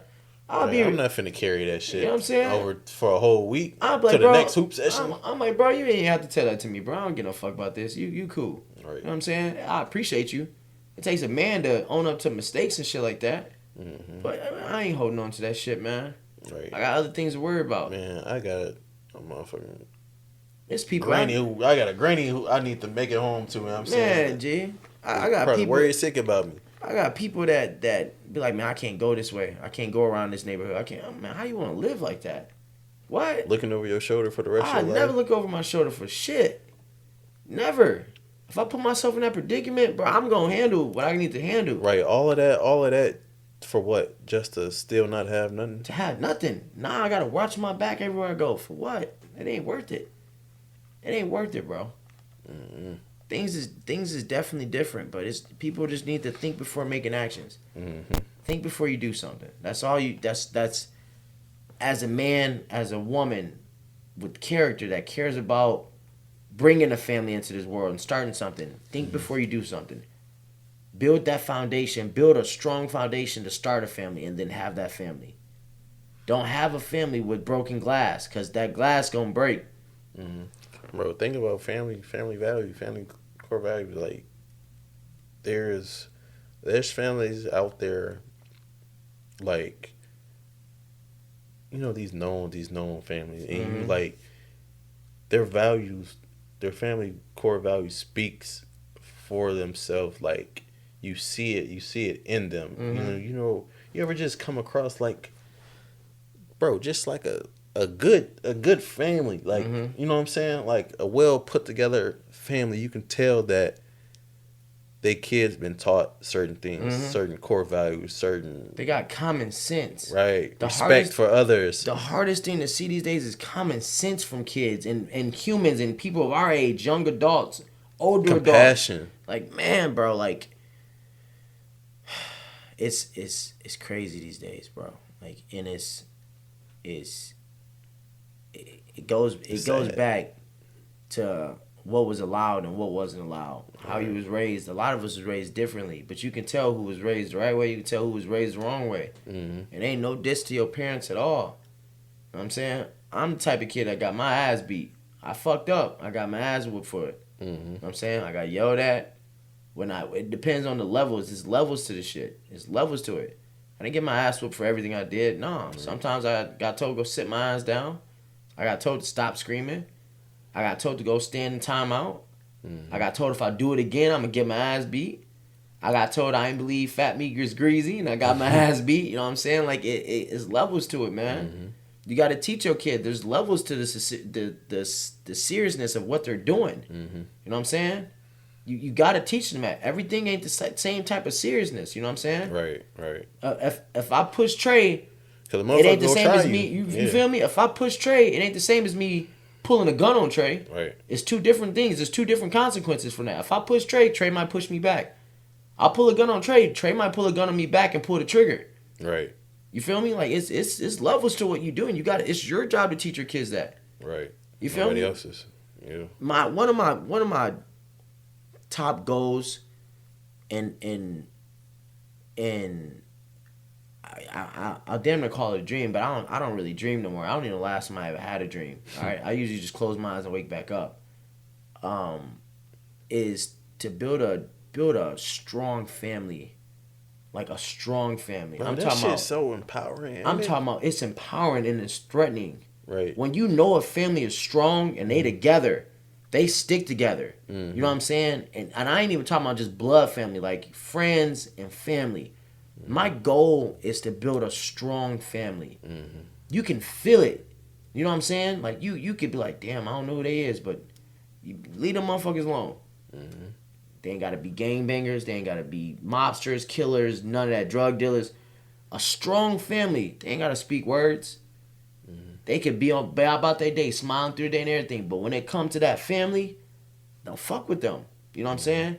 That's one of my goals. I want that. I want a successful, tight-knit family. A successful, tight family. You know what I'm saying? It ain't gotta be big. The bigger it is, the harder it is to handle. You know what I'm saying? I'll be cool with a small group, a small family. Strong though, intelligent, smart, common sense. They know how to think. They know how to grow. You know what I'm saying? They're thinking 3 steps ahead always. You know what I'm saying? They're thinking for their family to get started. Because that small group is going to make another small group that makes that group even bigger and bigger and so on and so on. That's my goal. That's what I want in life. It's empowering. Just exactly what you said. It's strong. You don't see that these days. You feel me? You really don't. You don't. You kind of used to. Kind of. But like these days, they're like, oh, that's a price. Right. Yeah, that might be one over there too. You know what I'm saying? That's a Curry. You know That might be one of his brothers over there, but they don't really. I could fight this one, it ain't gonna nothing happen. I can mess with this one, They it ain't don't, gonna they don't happen. even like each other like that. Like, come on, Like it's. I don't want that. I want to build that foundation mm, where it's the Prices and the Currys is a combined family, something like that. Like they don't gotta be blood. Them people together, you know what I'm saying? They stick together. mm, I don't get why we not teaching our kids and preparing our kids. You know what I'm saying? Why two friends ain't buying a townhouse? We both get both sides. We get that shit ready. We start renting that out.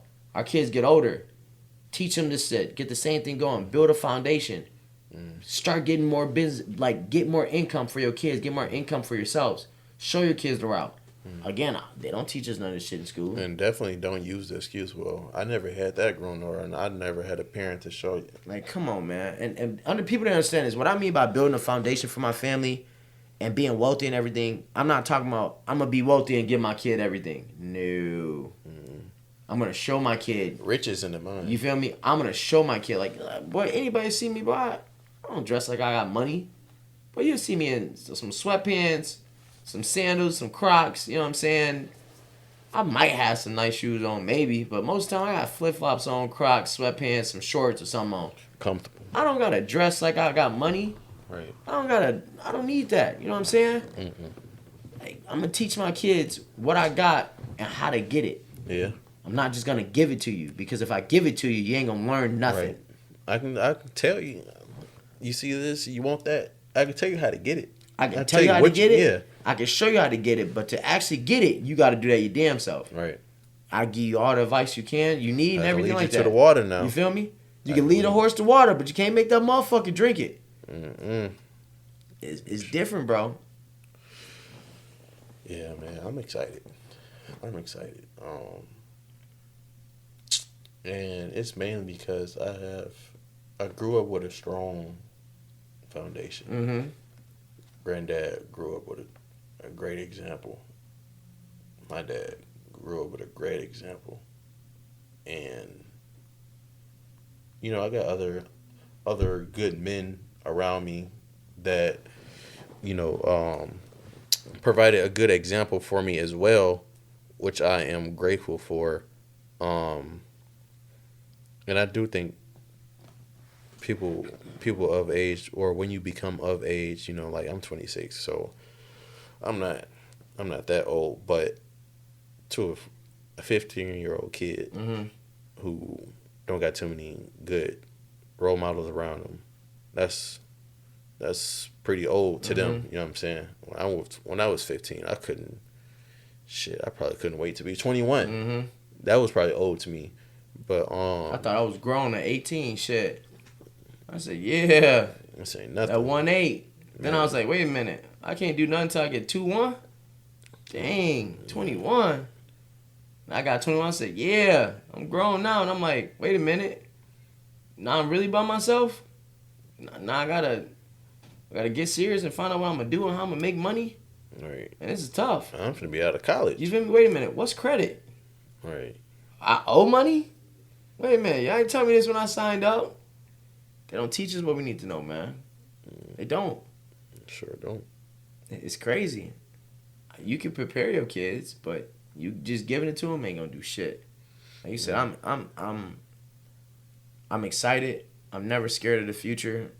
Come whatever may, I'm always ready. I'll take on any obstacle like I've always done. I want more. I'm not done. You know what I'm saying? I'm not done in life yet. You 26, I'm 29. I'm not done yet. We still got a lot of life ahead of us. So I ain't even hit my prime yet. Yeah, and to figure it out. You know what I'm saying? You don't gotta have all the answers right now.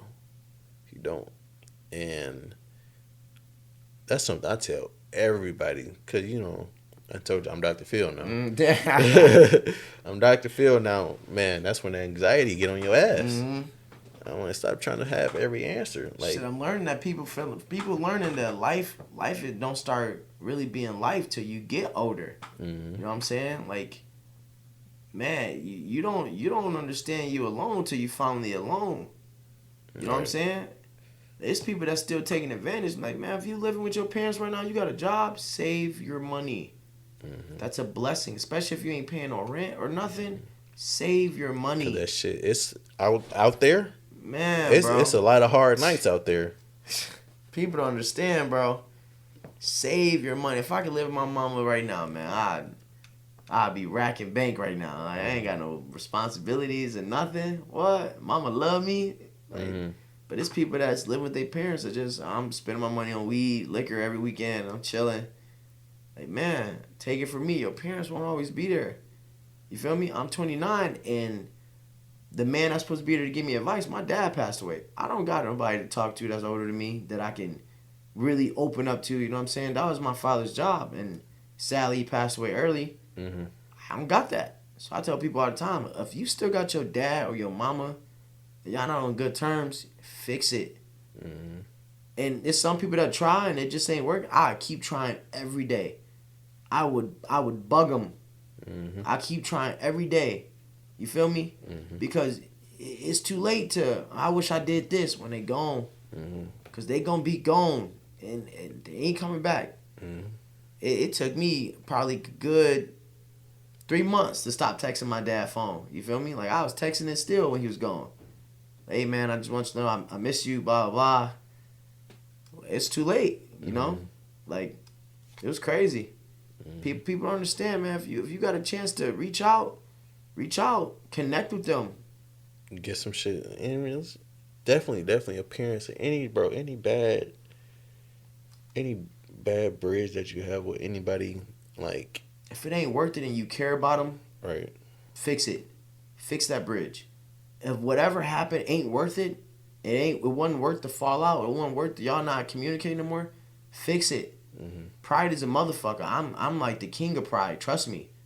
But if it's something I know is not worth my time, that's just rusting away and I can fix it and I need to fix it, I'll go fix it. It's a lot of people don't know.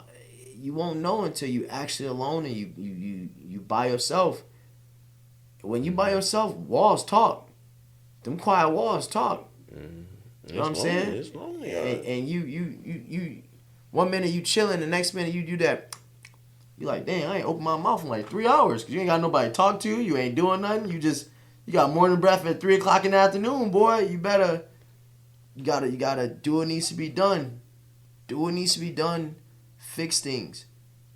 Don't wait till they dead and you want to RIP and all this other shit. Nah. Everybody want to care when you gone. You feel me? I die today, then everybody care. Like, come on, man. Why you care when people die? Why not care when they alive? You know what I'm saying? Yep. And that's the saddest thing about this world. People only care when it's too late. Don't be that person. When my dad passed away, bro, when we went to his funeral, there was a bunch of people. I didn't know who the fuck y'all was. You know how embarrassing and hurtful it is when people like, who are you? I'm his son. You're his son? What? Like, you know how crazy that is? At my dad's funeral, I got told that and asked that 3 times, maybe 6. It's like, why are you even here? I'm like, I got up there and had I had to do a speech. I'm like, look, I'm gonna be honest with you. I don't know 80% of you motherfuckers here. And y'all don't even know this is my dad. That's bad. Stop waiting to the end. Now we reaching out and find out we family and everything because one person died.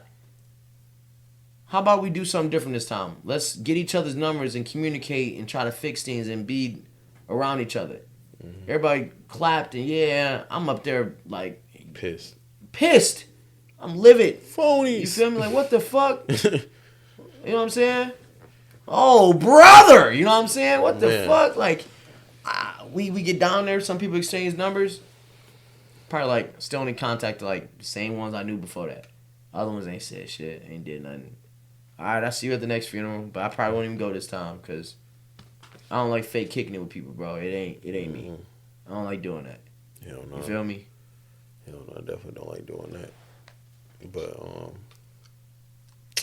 I think that's a good point to end this on. This will be a long podcast for sure, but it's a good one.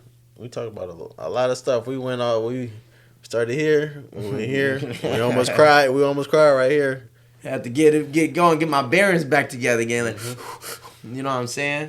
But yeah, man, that's that was a good podcast. I'm glad that we did end up, touching on some stuff like that. Some really, bro, some man stuff like like a conversation like this you have with another man, someone you trust in your life, and bro, you can go console into a woman you like. You can console into your mama. You can console into pick a woman and whatever, insert her there. But to have these conversations about what it is to be a man and with the actual man, right? And it's gonna be different. It's different, and it's a difference from talking to just a friend and talking to a man. And it's gonna be a different tone of voice. Like, a lot of people gotta understand that shit, bro. Like, make sure your friend that's a man is actually a man. Right.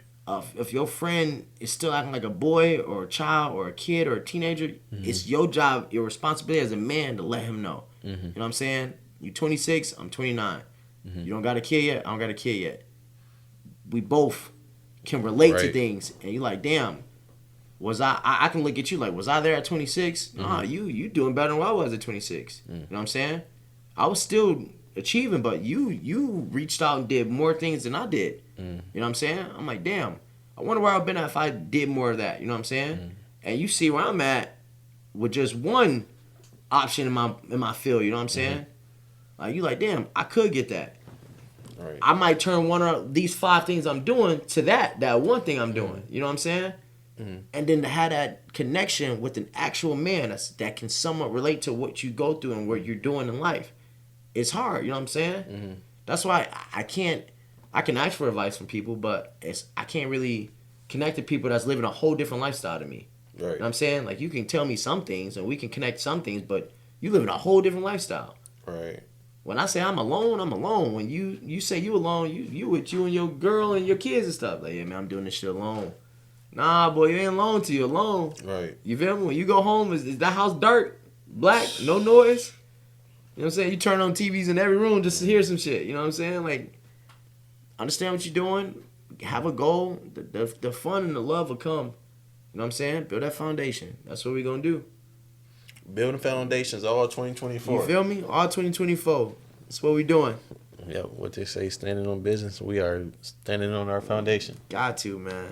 But yeah, man, I appreciate you coming by, chopping it up with me. And yeah, man, this is gonna be a reoccurring thing. We're gonna keep trying to do it bigger and better each time we come here in fellowship. Yes, sir. So appreciate you. Can't wait to continue to see where this goes, G. I'm telling you. This is gonna be great. I mean, y'all gonna hear a lot more of me and Trey, man. All right, The craziness from him. I'm just be here. Y'all know how I do. Y'all know me. Y'all gonna get a load of me. I'm gonna be honest with you. All right. Yeah. I'm excited for this. I'm glad he brought me on board, and we gonna take this and run it till the wheels fall off, man. Can't wait. 100.